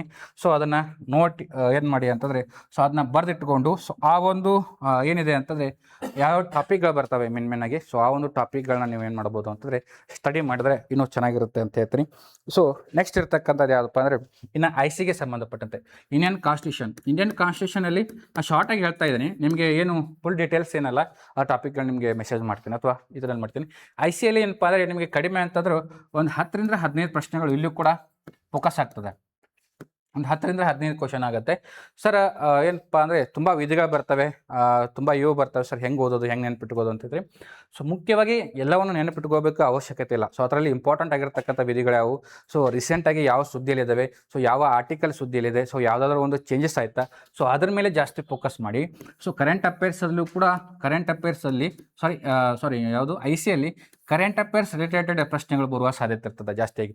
ಇವತ್ತೇನಾದರೂ ಬದಲಾವಣೆಗಳಾಯ್ತು, ಯಾವುದಾದ್ರೂ ಒಂದು ಅಂಗೀಕಾರ ಆಯ್ತು ಅಂದರೆ ಅದರ ಮೇಲೆ ಪ್ರಶ್ನೆಗಳಾಗೋ ಸಾಧ್ಯತೆ ಇರ್ತದೆ. ಅದರಲ್ಲಿ ನೋಡಿಕೊಂಡು ಪ್ರಸ್ತಾವನೆ ಆಗಿರ್ಬೋದು, ಎಲ್ಲಿ ಮೂಲಭೂತ ಹಕ್ಕುಗಳು, ರಾಜ್ಯಪಾಲ, ಸಂಸತ್ತು, ಮತ್ತು ವಿಧಾನಸಭೆ, ಪಂಚಾಯತ್ಗಳಾಗಿರ್ಬೋದು, ಪಂಚಾಯತಿ ಮೇಲೆ ಅದರ ಬಗ್ಗೆ ಯಾವುದು ಅವುಗಳ ಮೇಲೆ ಜಾಸ್ತಿ ಕ್ವಶನ್ಗಳು ಬರ್ತಿರ್ತವೆ. ಸ್ವಲ್ಪ ಅವುಗಳು ನೋಡ್ಕೊಳ್ಳಿ, ಯಾವುದು ICಗೆ ಸಂಬಂಧಪಟ್ಟಂತೆ. ಮತ್ತು ಇನ್ನು ನೆಕ್ಸ್ಟ್ ಇರ್ತಕ್ಕಂಥದ್ದು ಏನಪ್ಪ ಅಂದರೆ ಸೈನ್ಸ್ ಸ್ನೇಹಿತರೆ ಹೈಯೆಸ್ಟ್ ಪ್ರಶ್ನೆಗಳು ಬರ್ತಕ್ಕಂಥದ್ದು ಯಾವುದಪ್ಪ ಅಂದರೆ ಕರೆಂಟ್ ಅಫೇರ್ಸು, ಹಿಸ್ಟ್ರಿ ಬಿಟ್ಟರೆ ಸೈನ್ಸ್ ಮೇಲೆ ಹೆಚ್ಚು ಕ್ವಶನ್ ಬರ್ತಕ್ಕಂಥದ್ದು. ಸೈನ್ಸಲ್ಲಿ ಜಾಸ್ತಿ ಕ್ವಶನ್ಗಳು ನಿಮ್ಗೆ ಅರೈಸ್ ಆಗ್ತದೆ ಅಂತಂದರೆ ಹೇಳಿಕೆ ರೂಪದಲ್ಲಿ ಬರ್ತಿರ್ತಕ್ಕಂಥದ್ದು. ಅವು ಫಿಸಿಕ್ಸ್ಗೆ ಸಂಬಂಧಪಟ್ಟಂತೆ ಜಾಸ್ತಿ ಕ್ವಶನ್ಗಳು ಬರ್ತವೆ. ಫಿಸಿಕ್ಸಲ್ಲಿ ಏನು ಹೇಳಿಕೆಗಳು ಬರ್ತಿರ್ತಾವಲ್ಲ ಅವುಗಳ ಮೇಲೆ ಸ್ವಲ್ಪ ಜಾಸ್ತಿ ಫೋಕಸ್ ಮಾಡಿ ಫಿಸಿಕ್ಸ್ದಲ್ಲಿ. ಇನ್ನು ಇದನ್ನು ಬಿಟ್ಟರೆ ಜೀವಸತ್ವಗಳಾಗಿರ್ಬೋದು, ಬಯಾಲಜಿಗೆ ಸಂಬಂಧಪಟ್ಟಂತೆ, ಮತ್ತು ರೋಗಗಳು, ಯಾವ ರೋಗ ಯಾವುದು ಅಂದ್ರೆ ಬಂತು, ಅವುಗಳ ಮೇಲೆ ಸ್ವಲ್ಪ ಜಾಸ್ತಿ ಫೋಕಸ್ ಮಾಡ್ಕೊಳ್ಳಿ. ಹಾಗೆ ಮುಖ್ಯವಾಗಿ ಇಲ್ಲಿ ನೀರಿನ ಬಗ್ಗೆನೂ ಕೂಡ ಜಾಸ್ತಿ ಫೋಕಸ್ ಮಾಡಿ. ನೀರು ಏನು ಭಾಗ ಇದೆ ಅಥವಾ ನೀರು ಏನು ಅಧ್ಯಾಯ ಇರುತ್ತಲ್ಲ ನೀರಿಗೆ ಸಂಬಂಧಪಟ್ಟಂತೆ ಜಾಸ್ತಿ ಕ್ವಶನ್ಗಳಾಗಿದೆ. ಹಾಗೆ ಹರಡತಕ್ಕಂಥ ಬ್ಯಾಕ್ಟೀರಿಯಾಗಳು, ಯಾವ್ಯಾವ ಬ್ಯಾಕ್ಟೀರಿಯಾಗಳು ಯಾವ ಒಂದು ರೋಗಕ್ಕೆ ಕಾರಣ ಅವುಗಳ ಬಗ್ಗೆ ಸ್ವಲ್ಪ ಜಾಸ್ತಿ ಫೋಕಸ್ ಮಾಡಿ. ಶಾರ್ಟ್ಕಟ್ ಆಗಿ ಸೈನ್ಸಲ್ಲಿ ಮೇನ್ ಇಂಪಾರ್ಟೆಂಟ್ ಆಗಿ ಬರ್ತಕ್ಕಂಥದ್ದು ಅವುಗಳ ಮೇಲೆ ಯಾವ ಟಾಪಿಕಲ್ಲಿ ಈಗ ಹಿಂದೆ ಕೇಳಿದ್ದಾರೆ, ಯಾವ ಕ್ವಶನ್ಗಳನ್ನ ಕೇಳಿದ್ದಾರೆ, ಅದನ್ನು ಸ್ವಲ್ಪ ನೋಡ್ಕೊಂಡ್ರೆ ಏನಾಗುತ್ತೆ ಅಂದರೆ ನಿಮಗೆ ಯಾವುದನ್ನು ಸ್ಟಡಿ ಮಾಡಬೇಕು ಅನ್ನೋದು ಗೊತ್ತಾಗ್ತಾ ಹೋಗುತ್ತದೆ. ಇಷ್ಟ ಆಯ್ತಲ್ಲ. ಬೇಸಿಕ್ ಕನ್ನಡದಂತೆ ಬಂದಾಗ ಕನ್ನಡದಲ್ಲಿ ಮೇನಾಗಿ ನೀವು ನೋಡ್ಕೋಬೇಕಂತಂದರೆ ಕನ್ನಡದಲ್ಲಿ ಜ್ಞಾನಪೀಠ ಪ್ರಶಸ್ತಿಗೆ ಸಂಬಂಧಪಟ್ಟಂತೆ ಪ್ರಶಸ್ತಿಗಳು ಯಾರ್ಯಾರಿಗೆ ಕೊಟ್ಟಿದ್ದಾರೆ, ಹೈಯೆಸ್ಟ್ ಕ್ವಶನ್ ಹಾಕಿರ್ತಕ್ಕಂಥದ್ದು KAದಲ್ಲಿ ನಡೆಸಿರ್ತಕ್ಕಂಥ ಪ್ರಶ್ನೆ ಪತ್ರಿಕೆ. ಅದನ್ನು ಬಿಟ್ಟರೆ ಕಾದಂಬರಿಗಳ ಮೇಲೆ ಪ್ರಶ್ನೆ ಆಗಿದೆ. ಯಾವ್ಯಾವ ಕಾದಂಬರಿ ಮುಖ್ಯವಾಗಿ ಯಾವ್ದಾದ್ರು ಜ್ಞಾನಪೀಠ ಪ್ರಶಸ್ತಿಗೆ ಸಂಬಂಧಪಟ್ಟಂತೆ ಪ್ರಶಸ್ತಿಯನ್ನು ವಿಜೇತಗಿರ್ತಕ್ಕಂಥವ್ರು ಅವರ ಒಂದು ಯಾವ್ದಾರ ಕಾದಂಬರಿ ಇದ್ದರೆ ಅವರ ಮೇಲೆ ಪ್ರಶ್ನೆಗಳು ಹಾಕಿರ್ತಕ್ಕಂಥದ್ದು. ಇಲ್ಲ ಅಂತಂದರೆ ರೀಸೆಂಟಾಗಿ ಯಾವ್ದಾರ ಒಂದು ಕಾದಂಬರಿ ಬಂದಿತ್ತಂದರೆ ಅವ್ರ ಮೇಲೆ ಪ್ರಶ್ನೆಗಳಾಗ್ತಕ್ಕಂಥದ್ದು. ಇಲ್ಲ ಇನ್ನು ಕರೆಂಟ್ ಅಫೇರ್ಸ್ ಅಂತ ತಂದಾಗ ರೀಸೆಂಟಾಗಿ ಯಾವುದಾದ್ರೂ ಚೆನ್ನಾಗಿರೋ ಬುಕ್ ರಿಲೀಸ್ ಆಗಿತ್ತಂದರೆ ಆ ಒಂದು ಬುಕ್ಕಿಗೆ ಸಂಬಂಧಪಟ್ಟಂತೆ ಯಾವುದಾದ್ರೂ ಪ್ರಶಸ್ತಿ ಸಿಕ್ಕಿತ್ತಂದರೆ ಆ ಒಂದು ಬುಕ್ಸ್ಗಳ ಮೇಲೆ ಕೂಡ ಪ್ರಶ್ನೆ ಆಗುವ ಸಾಧ್ಯತೆ ಇದೆ. ಸ್ವಲ್ಪ ಇದನ್ನು ಗಮನದಲ್ಲಿ ಇಟ್ಟುಕೊಂಡು ಏನು ಮಾಡಿ ಅಂತಂದರೆ ಓದ್ತಾ ಹೋಗಿ ಅಂತೀನಿ. ಯಾವುದಕ್ಕಂದರೆ ಬುಕ್ಸು, ಆಥರ್ಸ್ ಮೇಲೆ ಸಂಬಂಧಪಟ್ಟಂತೆ ಅವ್ರ ಮೇಲೂ ಒಂದು ಪಿಕ್ಸ್ ಕ್ವಶನ್ ಇರ್ತದೆ. ಇನ್ನು ಇದನ್ನು ಬಿಟ್ಟರೆ ಏನಪ್ಪ ಅಂದರೆ ಎನ್ವಿರಾನ್ಮೆಂಟ್ ಆ್ಯಂಡ್ ಎಕಾಲಜಿ ಮೇಲೆ ಅಲ್ಲಿಯೂ ಕೂಡ ಒಂದು ಕ್ವಶನ್ ಇರ್ತದೆ. ನಾರ್ಮಲ್ ಆಗಿ ಜಾಸ್ತಿ ಏನು ಪ್ರಶ್ನೆ ಬರಲ್ಲ, ಅಲ್ಲಿ 1 ಅಥವಾ 2 ಮಾರ್ಕ್ಸ್ ಬರ್ಬೋದು. ಇನ್ನು ಎಕನಾಮಿಕ್ಸ್ ಮೇಲೆ ಅಲ್ಲಿನೂ ಕೂಡ ಕಡಿಮೆ ಅಂದರೂ ಒಂದು 5 ರಿಂದ 6 ಪ್ರಶ್ನೆಗಳು ಬರ್ತವೆ. ಎಕನಾಮಿಕ್ಸಲ್ಲಿ ಮೇನ್ ನೋಡ್ಕೋಬೇಕಾಗಿದೆ ಏನಪ್ಪ ಅಂದರೆ ಜನಸಂಖ್ಯೆ ಮೇಲೆ ನೋಡ್ಕೊಳ್ಳಿ. ಆನಂತರ ಮತ್ತು ಬಜೆಟ್ ಮೇಲೆ ನೋಡ್ಕೊಳ್ಳಿ. ಬಜೆಟ್ ಮೇಲೆ ಹೆಚ್ಚಿಗೆ ಪ್ರಶ್ನೆಗಳು ಬರ್ತಕ್ಕಂಥದ್ದು. ಹಾಗೆ ರೀಸೆಂಟಾಗಿ ಯಾವ್ದಾದ್ರು ಯೋಜನೆಗಳು ಬಂದಿದ್ರೆ ಎಕನಾಮಿಕ್ಸ್ಗೆ ಸಂಬಂಧಪಟ್ಟಂತೆ ಯಾವ್ದಾದ್ರು ಯೋಜನೆಗಳು ಜಾರಿಗೆ ಇತ್ತಂದರೆ, ಹಾಗೆ ಯಾವುದಾದ್ರೂ ಒಂದು ಅಂಕಿಅಂಶಗಳ ಏನಪ್ಪ ಅಂದರೆ ಬಿಡುಗಡೆ ಆಗ್ತವೆ, ಅದಕ್ಕೆ ಸಂಬಂಧಪಟ್ಟಂತೆ ಕ್ವಶನ್ ಬಂದಿದ್ದರೆ ಎಕನಾಮಿಕ್ಸಲ್ಲಿ ನೋಡ್ಕೊಳ್ಳಿ. ಮೇನಾಗಿ ಇಲ್ಲಿ ಏನು ಮಾಡ್ತಾರೆ ಅಂತಂದರೆ, ಸೊ ಯಾವುದಾದ್ರೂ ಒಂದು ಯೋಜನೆಗೆ ಸಂಬಂಧಪಟ್ಟಂತೆ ಕ್ವಶನ್ ಆಗ್ಬೋದು, ಇಲ್ಲ ಅಂತಂದರೆ ರೀಸೆಂಟಾಗಿ ಯಾವುದಾದ್ರೂ ಅಂಕಿಅಂಶಗಳು ಬಿಡುಗಡೆ ಆಗಿರ್ತವೆ, ರೆಪೋ ದರ ಆಗಿರ್ಬೋದು, ಯಾವುದಾದ್ರೂ NNP GDP ಅವಕ್ಕೆ ಸಂಬಂಧಪಟ್ಟಂತೆ ಕ್ವಶನ್ಗಳು ನಿಮಗೆ ಎಕನಾಮಿಕ್ಸ್ ಅಲ್ಲಿ ಆಗೋ ಸಾಧ್ಯತೆ ಇರ್ತದೆ. ಸ್ವಲ್ಪ ಅಲ್ಲಿ ನೋಡ್ಕೊಂಡ್ರೆ ಏನಪ್ಪ ಅಂದರೆ ಇಂಪಾರ್ಟೆಂಟ್ ಆಗಿರ್ತಕ್ಕಂಥ ಮೇನು, ಯಾಕಂದರೆ ಇರೋದೇ 50 ಡೇಸು. ನಾವು 50 ಡೇಸಲ್ಲಿ ಎಲ್ಲವನ್ನು ಓದಿ ಸಿಲೆಬಸನ್ನು ಓದಿ ಕವರ್ ಮಾಡೋದಕ್ಕೆ ಆಗಲ್ಲ. ಸೊ ಶಾರ್ಟ್ಕಟ್ಟಾಗಿ ಇರೋ ಒಂದು 50 ಡೇಸಲ್ಲಿ ಈ ಹಿಂದೆ ಯಾವ ಟಾಪಿಕ್ ಮೇಲೆ ಜಾಸ್ತಿ ಕ್ವಶನ್ ಬಂದಿದ್ದಾವೆ ಮತ್ತು ಯಾವ ಎಕ್ಸಾಮಲ್ಲಿ ನಮಗೆ ಹೆಚ್ಚು ಮುಂದೆ ಕ್ವಶನ್ ಬರುವ ಸಾಧ್ಯತೆ ಇರ್ತದೆ, ಸೊ ಅಂಥವುಗಳ ಮೇಲೆ ಮಾಡಿ ಅಂದರೆ ಸ್ವಲ್ಪ ಜಾಸ್ತಿ ಟಾಪಿಕ್ಗಳ ಮೇಲೆ ಅಥವಾ ಜಾಸ್ತಿ ಫೋಕಸನ್ನು ಮಾಡಿಕೊಂಡು ಸ್ಟಡಿ ಮಾಡಿ. ಇದು ಯಾಕಂದರೆ ಸೊ ನಿಮ್ಗೆ ಇರ್ತಕ್ಕಂಥದ್ದು 50 ಡೇಸು. ಈ 50 ಡೇಸಲ್ಲಿ ನೀವು ಡೈಲಿ ಕಂಪಲ್ಸರಿಯಾಗಿ ನೀವು ಒಂದು ಕ್ವಶನ್ ಪೇಪರನ್ನು ಬಿಡಿಸಲೇಬೇಕು. ಡೈಲಿ ಒಂದು 100 ಕ್ವಶನ್ ಪೇಪರು ಯಾವುದಪ್ಪ ಅಂದರೆ, ಸೊ ಏನು KA ಹಿಂದಿನ ನಡೆಸಿರ್ತಕ್ಕಂಥ ಕ್ವಶನ್ ಪೇಪರ್ ಆಗಿರ್ಬೋದು ಅಥವಾ ಮಾಡಲ್ ಕ್ವಶನ್ ಪೇಪರ್ಗಳಾಗಿರ್ಬೋದು, ನೀವೇನು ಮಾಡಿರ್ತಾರೆ, ಸೊ ಡೈಲಿ ಒಂದು ಕ್ವಶನ್ ಪೇಪರ್ನ ಬಿಡಿಸ್ಕೊಂಡು ಈ ಒಂದು 50 ಡೇಸಲ್ಲಿ 50 ಕ್ವಶನ್ ಪೇಪರ್, 50 ದಿನ ಅಂತಂದರೆ ಸೊ 50 ಕ್ವಶನ್ ಪೇಪರ್ ಆಗುತ್ತೆ. ಸೊ ನೀವು 50 ಕ್ವಶನ್ ಪೇಪರನ್ನು ನೋಡಿದರೆ ಸೊ ನಿಮಗೇನಾಗುತ್ತೆ ಅಂತಂದರೆ, ಸೊ ಯಾವ ಒಂದು ಕ್ವಶನ್ ಯಾವ ಒಂದು ಟಾಪಿಕ್ ಮೇಲೆ ಬಂದಿತ್ತು, ಅದರ ಹಿನ್ನೆಲೆ ಏನು, ಅಕಸ್ಮಾತ್ ಈ ಒಂದು ಟಾಪಿಕ್ ಮೇಲೆ ಈ ಒಂದು ಕ್ವಶನ್ ಬಂದಿದೆ ಅಂತಂದರೆ ಸೊ ನೆಕ್ಸ್ಟ್ ಯಾವ ಕ್ವಶನ್ ಬರ್ಬೋದು, ಅದರ ರಿಲೇಟೆಡ್ ಯಾವ್ದು ಕೇಳ್ತಾನೆ, ಸೊ ಅದನ್ನೆಲ್ಲವನ್ನು ಏನು ಮಾಡಪ್ಪ ಅಂದರೆ ನಿಮ್ಗೆ ಎಲ್ಲಿ ಗೊತ್ತಾಗುತ್ತೆ ಅಂತಂದರೆ, ಸೊ ನೀವು ಒಂದು ಓಲ್ಡ್ ಕ್ವಶನ್ ಪೇಪರ್ ಏನು KA ನಡೆಸಿರ್ತಕ್ಕಂಥ ಕ್ವಶನ್ ಪೇಪರ್ ಇರ್ತಲ್ಲ, ಸೊ ಅದನ್ನು ನೋಡಿದಾಗ ನಿಮಗೆ ಕ್ಲಿಯರ್ ಆಗಿ ಗೊತ್ತಾಗ್ತದೆ. ಸೊ ಸಾಧ್ಯವಾದಷ್ಟು ಏನು ಮಾಡಿ ಅಂತಂದರೆ, ಸೊ ಡೈಲಿ ಒಂದು 50 ಅಥವಾ 100 ಒಂದು ಕ್ವಶನ್ ಪೇಪರ್ ಯಾವುದಾದ್ರು ಹಳೆ ಮಾಡಲ್ ಕ್ವಶನ್ ಪೇಪರ್ KA ತೊಗೊಂಡು ಚೆನ್ನಾಗಿ ಅನಾಲಿಸಿಸ್ ಮಾಡಿ. ಸೊ ಯಾವ ಒಂದು ಟಾಪಿಕ್ ಮೇಲೆ ಕ್ವಶನ್ ಆಗಿದೆ, ಯಾವ ರೀತಿ ಕ್ವಶನನ್ನು ಕೇಳಿದ್ದಾರೆ, ಯಾವ ರೀತಿ ಹೇಳಿಕೆಗಳನ್ನ ಕೊಟ್ಟಿದ್ದಾರೆ ಮತ್ತು ಯಾವುದು ಹೊಂದಿಸಿ ಬರೆಯಲ್ಲಿ ಯಾವ ರೀತಿ ಕ್ವಶನ್ಗಳನ್ನ ತಂದಿದ್ದಾನೆ. ಸೊ ನೀವು ಆ ಒಂದು ಕ್ವಶನ್ ಪೇಪರ್ಗಳನ್ನು ನೋಡಿದಾಗ ನೆಕ್ಸ್ಟ್ ಯಾವ್ದು ಹೊಂದಿಸಿ ಬರಿಬೋದು ಅಂತ ನೀವೇ ಗೆಸ್ ಮಾಡ್ತೀರಿ. ಹಾಗೆ ಯಾವ ಹೇಳಿಕೆ ನೆಕ್ಸ್ಟ್ ಟೈಮಲ್ಲೇ ಬರ್ಬೋದು ಅಂತ ನೀವು ಗೆಸ್ ಮಾಡ್ತೀರಾ. ಸೊ ಅಷ್ಟು ಏನು ಮಾಡಿ ಅಂತಂದರೆ ಕರೆಕ್ಟಾಗಿ 50 ಡೇಸಲ್ಲಿ ಕರೆಕ್ಟಾಗಿರ್ತಕ್ಕಂಥ ಸ್ಟ್ರಾಟಜಿನ ಯೂಸ್ ಮಾಡ್ಕೊಳ್ಳಿ.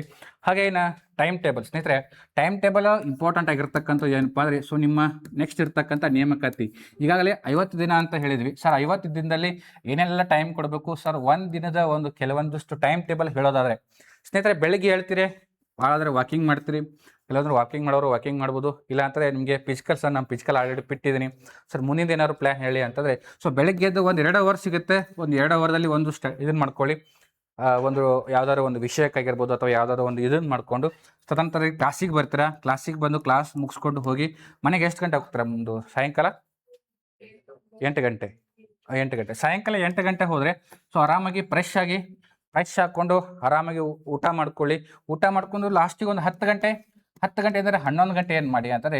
ಸೊ ಇಲ್ಲೇನು ಹೊಸದಾಗಿ ಓದೋ ಅವಶ್ಯಕತೆ ಏನಿಲ್ಲ. ಇವತ್ತು ಏನೇನು ಓದಿದ್ರಿ, ಸೊ ಏನೇನು ಮಾಡಿದ್ರಿ, ಸೊ ಅದನ್ನೇ ಏನು ಮಾಡಿ ಅಂತಾರೆ, ಲಾಸ್ಟ್ ಮಲಗಬೇಕಾದ್ರೆ ಒಂದು 10 ರಿಂದ 11 ಗಂಟೆ ಏನು ಇರುತ್ತಲ್ಲ ಟೈಮು, ಆ ಟೈಮ್ದಲ್ಲಿ ಇವತ್ತು ಏನೇನು ಓದಿದ್ದೀನಿ, ನಾಳೆ ಏನೇನು ಮಾಡಬೇಕು, ನಾಳೆ ಯಾವ ಟಾಪಿಕನ್ನು ಓದಬೇಕು, ಸ್ವಲ್ಪ ಅದ್ರ ಮೇಲೆ ಫೋಕಸ್ ಮಾಡ್ಕೊಂಡು ಏನು ಮಾಡಿ ಅಂತಂದರೆ ಈ 10 ರಿಂದ 11 ಸೊ ಅದಕ್ಕಾಗಿ ಮೀಸಲಿಡಿ. ಸೊ ಇವತ್ತು ಏನೇನೋ ಓದಿದ್ದೀನಿ ಒಂದು ಸೈಡ್ ಬುಕ್ಕಲ್ಲಿ ಸೈಡ್ ಇಟ್ಕೊಳ್ಳಿ, ಅದನ್ನು ರಿವಿಷನ್ ಮಾಡ್ಕೊಳ್ಳಿ. ರಿವಿಷನ್ ಮಾಡೋದ್ರಿಂದ ಏನಾಗುತ್ತೆ ಅಂದರೆ ನಿಮಗೆ ಹೆಚ್ಚು ನೆನಪುಗೊಳ್ಳುತ್ತೆ, ನಾಳೆ ಎಕ್ಸಾಮ್ ಟೈಮಲ್ಲಿ ಏನೂ ಪ್ರಾಬ್ಲಮ್ ಆಗಲ್ಲ. ಇದಾಗಿತ್ತಲ್ಲ ಕ್ವಶನು, ನಾನು ಇದನ್ನ ಹಾಕ್ಬಿಟ್ಟೆ, ಸೊ ಈ ರೀತಿ ಪ್ರಾಬ್ಲಮ್ಗಳು ಎಲ್ಲಿ ಆಗುತ್ತೆ ಅಂದರೆ, ಸೊ ನೀವು ಎಷ್ಟು ರಿವಿಷನ್ ಮಾಡೋದು ಕಡಿಮೆ ಆಗುತ್ತಲ್ಲ, ಸೊ ಅಲ್ಲಿ ನಿಮಗೆ ಪ್ರಾಬ್ಲಮ್ ಆಗುತ್ತೆ. ನೀವು ಹೆಚ್ಚು ರಿವಿಷನ್ ಯಾವಾಗ ಮಾಡ್ತೀರಾ, ಸೊ ಅಷ್ಟು ನೀವು ಪರ್ಫೆಕ್ಟ್ ಆಗ್ತಾ ಹೋಗ್ತೀರಾ. ಸೊ ಸಾಧ್ಯವಾದಷ್ಟು ರಿವಿಷನನ್ನು ಮಾಡ್ಕೋತಾ ಹೋಗಿ. ಇದೇ ಬಿಟ್ಟರೆ ಸೊ ನೆಕ್ಸ್ಟ್ ಇರ್ತಕ್ಕಂಥದ್ದು ಏನಪ್ಪ ಅಂತಂದರೆ ರೀಡಿಂಗ್. ಸ್ನೇಹಿತರೆ, ಎಲ್ಲರೂ ಕೇಳ್ತೀರಿ ಸರ್, ಓದ್ತೀನಿ ಸರ್, ಓದಿದ್ದು ನೆನಪಿರುತ್ತೆ, ಇವತ್ತು ನೆನಪಿರುತ್ತೆ, ನಾಳೆ ಮರೆತು ಹೋಗ್ತೀನಿ ಸರ್, ಯಾವ ರೀತಿ ಓದೋದು ಅಂತ ಕೆಲವೊಂದಿಷ್ಟು ನನಗೆ ಅನಿಸಿದ ಮಟ್ಟಿಗೆ ಹೇಳಿದಾರೆ. ಸ್ನೇಹಿತರೆ, ಈ ಯಾವುದೇ ಒಂದು ಚಾಪ್ಟರ್ನ ತೊಗೊಂಡಿರ್ತೀರಿ, ಇವತ್ತು ಓದಬೇಕಾದ್ರೆ ಓದ್ತಾ ಇರ್ತಾರೆ, 1 ಲೈನ್ ಓದ್ತಾರೆ, 2 ಲೈನ್ ಓದ್ತಾರೆ, ಸೊ ಇಷ್ಟು ಪೇಜ್ ಇರುತ್ತೆ. ಸೊ ಒಂದು ಟಾಪಿಕನ್ನು ತೊಗೊಂಡ್ರಿ ಅಂತಂದರೆ, ಅಥವಾ ಒಂದು ಹಿಸ್ಟ್ರಿ ಕ್ವಶನ್ ಪೇಪರ್ಗೆ ಅಥವಾ ಹಿಸ್ಟ್ರಿ ಏನು ಬುಕ್ಸ್ ಇದೆ ಅಂತಂದರೆ ಒಂದು ಟಾಪಿಕನ್ನು ಚೂಸ್ ಮಾಡ್ಕೊಳ್ಳಿ. ಸುಮ್ಮನೆ ಓದ್ತಾ ಹೋಗಿ, ಜಸ್ಟ್ ಒಂದು ಟಾಪಿಕ್ ಇದೆಯಲ್ಲ, ಸುಮ್ಮನೆ ಓದ್ತಾ ಹೋಗಿ, ಪೇಜ್ ತೆರೆದು ಮಾಡ್ತೀವಿ. ಒಂದು ಸಲ ಓದಿರಿ, ಒಂದು ರೀಡಿಂಗ್ ಕಂಪ್ಲೀಟ್ ಆಯಿತು. ಸೆಕೆಂಡ್ ಸಲ ಓದಬೇಕಾದ್ರೆ ಸೊ ಹೈಲೈಟ್ ಮಾಡ್ಕೊಳ್ಳಿ. ಸೊ ಯಾವುದೋ ಒಂದು ಇಂಪಾರ್ಟೆಂಟ್ ಇದೆ, ಸೊ ಯಾವ ಭಾಗ ಇಂಪಾರ್ಟೆಂಟ್ ಇದೆ ಅದನ್ನು ಹೈಲೈಟ್ ಮಾಡ್ಕೊಳ್ಳಿ. ಇನ್ನು ಥರ್ಡ್ ಟೈಮ್ ಓದಬೇಕಾದ್ರೆ ಈಗೇನು ಓದಿದ್ರಲ್ಲ ಅಲ್ಲಿ ಹೈಲೈಟ್ ಪಾಯಿಂಟ್ ಮಾಡಿರ್ತಾರಲ್ಲ, ಸೊ ಅದನ್ನು ಏನು ಮಾಡಿ ಅಂತಂದರೆ ಸೊ ಓದ್ಕೊಳ್ಳಿ. ಈ ರೀತಿ ಏನು ಮಾಡಿ ಅಂತಂದರೆ ಒಂದು ಸಬ್ಜೆಕ್ಟ್ ಅಥವಾ ಒಂದು ಟಾಪಿಕನ್ನು 3 ಸಲ ನೀವು ಓದೋದ್ರಿಂದ ಏನಾಗುತ್ತೆ, 3 ಸಲ ರಿವಿಷನ್ ಆದಂಗೆ ಆಗುತ್ತೆ, ಹಾಗೆ ಪರ್ಫೆಕ್ಟ್ ಆಗುತ್ತೆ. ಒಂದು ಸಲ ಇಷ್ಟೆಲ್ಲ ಓದಿದ ನಂತರ ಇದರಲ್ಲಿ ನಿಮ್ಗೆ ಯಾವುದಾದ್ರೂ ಇಂಪಾರ್ಟೆಂಟ್ ಪಾಯಿಂಟು ನನಗೆ ನೆನಪು ಉಳಿದಿಲ್ಲ, 3 ಸಲನೂ ಓದಾಗ ಏನು ನೆನಪು ಉಳಿದಿಲ್ಲ ಅಂತಂದರೆ, ಸೊ ಅದನ್ನು ಏನು ಮಾಡಿ ಅಂತಂದರೆ ಶಾರ್ಟಾಗಿ ನೋಟ್ಸನ್ನು ಮಾಡಿಟ್ಕೊಳ್ಳಿ. ಎಕ್ಸಾಂಪಲ್ ಯಾವುದೋ ಒಂದು ವಿಷಯ ಆಗಿರ್ಬೋದು, ಯಾವುದೇ ಒಂದು ವ್ಯಕ್ತಿ ಆಗಿರ್ಬೋದು ಅಥವಾ ಯಾವುದೇ ಒಂದು ಘಟನೆ ಆಗಿರ್ಬೋದು ಅಥವಾ ಏನು ಯಾವುದೇ ಒಂದು ಇಂಪಾರ್ಟೆಂಟ್ ಈ ಒಂದು ಸಬ್ಜೆಕ್ಟ್ಗೆ ಸಂಬಂಧಪಟ್ಟಂತೆ ಅಥವಾ ಈ ಒಂದು ವಿಷಯಕ್ಕೆ ಸಂಬಂಧಪಟ್ಟಂತೆ ಏನು ಮಾಡಿ ಶಾರ್ಟಾಗಿ ಈ ಒಂದು 10 ಪೇಜ್ಗಳನ್ನ ಓದಿರ್ತಿರಲ್ಲ, ಸೊ ಅದನ್ನು ಏನು ಮಾಡಿ ಅಂತಂದರೆ ಶಾರ್ಟಾಗಿ ಒಂದು ಪೇಜಲ್ಲಿ ಇರಬೇಕು. ಶಾರ್ಟ್ ನೋಟ್ಸ್ ಅಂದರೆ ಹೆಂಗೆ ಅಂತಂದರೆ, ಸೊ ಈ ಒಂದು ಪೇಜ್ದಲ್ಲಿ ಈ ಒಂದು 10 ಪೇಜು ಕೂಡ ನೆನಪಾಗೋ ರೀತಿ ಇರಬೇಕು ನೋಟ್ಸ್ ಅಂತಂದರೆ. ಸೊ ಆ ರೀತಿ ಏನಪ್ಪ ಅಂದರೆ ನೋಟ್ಸ್ ಮಾಡಿ ಇಟ್ಕೊಳ್ಳಿ.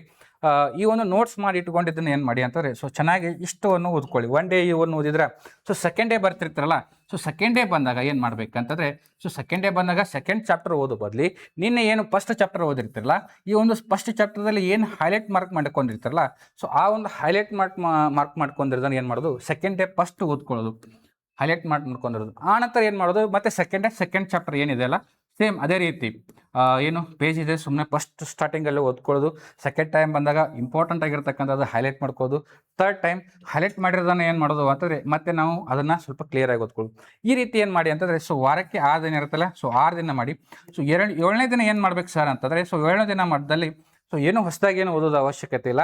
ಈ 6 ದಿನ ಏನು ಹಿಂದೆ ಓದಿದ್ರಲ್ಲ, ಸೊ ಅದನ್ನು ಏನು ಮಾಡಿ ಅಂತಂದರೆ, ಸೊ 7ನೇ ದಿನ ಏನು ಮಾಡಿ ರಿವಿಷನ್ ಮಾಡಿ ಸಾಕು, ಇಷ್ಟೇ.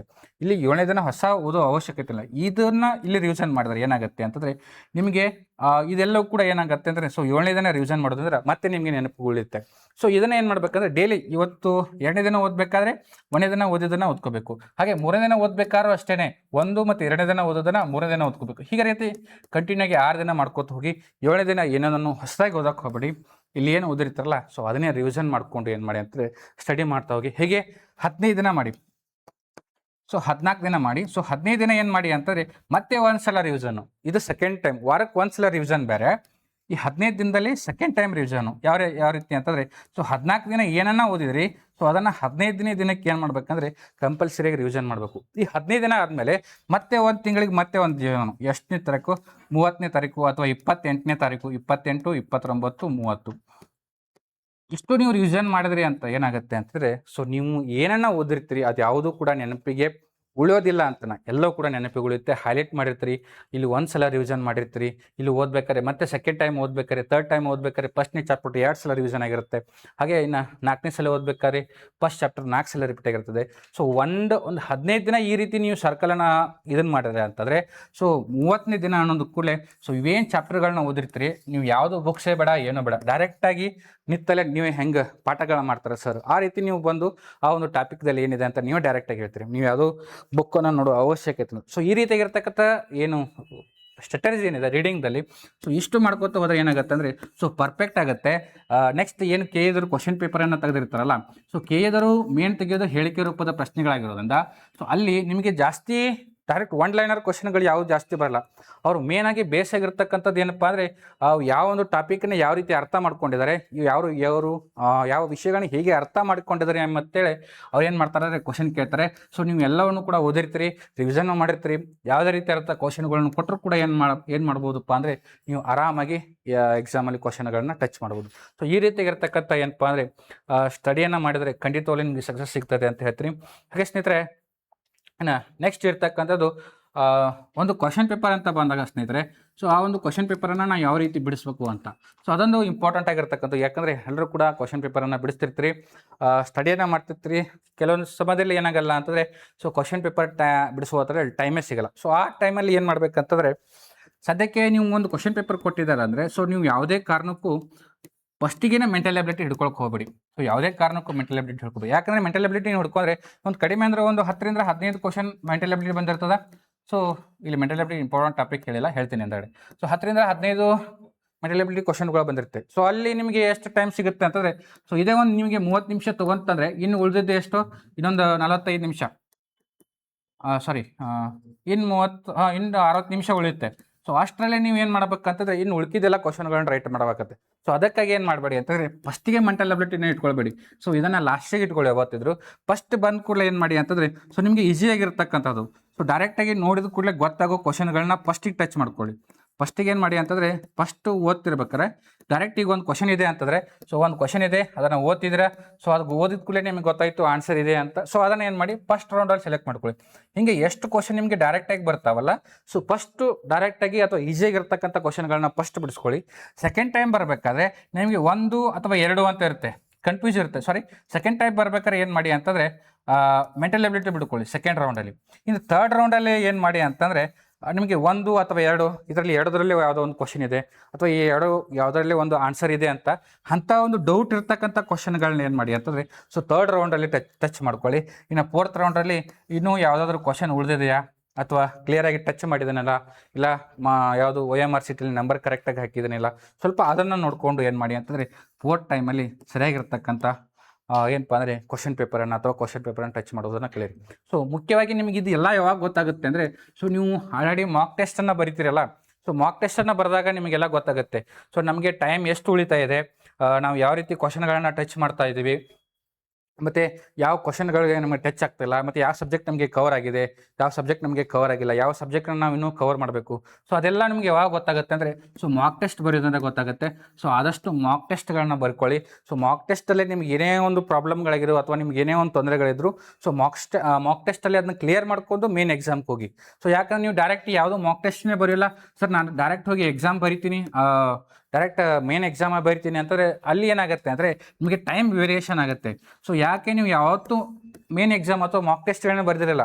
ಸೊ ಮಾಕ್ ಟೆಸ್ಟ್ಗಳನ್ನ ಯಾಕೆ ಬರೀಬೇಕಂದ್ರೆ ಈ ಮಾಕ್ ಟೆಸ್ಟ್ಗಳು ಬರೀದಂದ್ರೆ ನಿಮಗೆ ಮೇನ್ ಟೈಮ್ ಮ್ಯಾನೇಜ್ಮೆಂಟ್ ಗೊತ್ತಾಗುತ್ತೆ.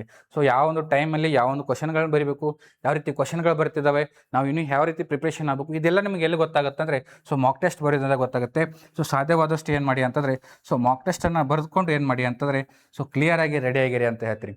ಸೊ ಇದಿಷ್ಟಪ್ಪ ಏನಪ್ಪ ಅಂದರೆ ಒಂದು ಏನಪ್ಪ ಕೆಲವೊಂದಿಷ್ಟು ಸ್ಟ್ರಾಟಜಿಗಳಾಗಿರ್ಬೋದು, ಹಾಗೆ ಸ್ಟಡಿಗೆ ಸಂಬಂಧಪಟ್ಟಂತಾಗಿರ್ಬೋದು, ಹಾಗೇನ ನೆಕ್ಸ್ಟ್ ಇರ್ತಕ್ಕಂಥ ನೋಟಿಫಿಕೇಶನ್ ಬಗ್ಗೆ ಆಗಿರ್ಬೋದು, ಹಾಗೇನ ನೀವು ಏನೇನು ತಯಾರಿದೆ ಸೊ ಅದ್ರ ಬಗ್ಗೆ ಆಗಿರ್ಬೋದು.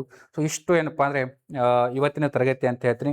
ಇನ್ನೂ ತರಗತಿ ಮುಗಿದಿಲ್ಲ, ನಿಮ್ಮ ಜೊತೆ ಮಾತಾಡ್ತಿದ್ದೆ. ಇನ್ನೂ ನಿಮ್ಮಿಂದ ಏನೇನು ಪ್ರಾಬ್ಲಮ್ಗಳಿದ್ದಾವೆ, ಸೊ ಏನಾದ್ರು ನಿಮ್ಮ ವೈಯಕ್ತಿಕವಾಗಿರ್ಬೋದು ಅಥವಾ ಸರ್ ನನಗೆ ಇದು ಅರ್ಥ ಆಗ್ತಾಯಿಲ್ಲ ಸರ್, ಇದು ಹೆಂಗೆ ಓದೋದಾಗಿರ್ಬೋದು, ಸೊ ಅಂಥದ್ರ ಬಗ್ಗೆನೂ ಕೂಡ ಕೆಲವೊಂದಿಷ್ಟು ಮಾತಾಡೋಣ. ಸೊ ಸ್ಟಾರ್ಟ್ ಆಗಲಿ. ಸೊ ನಿಮ್ಮ ಜರ್ನಿ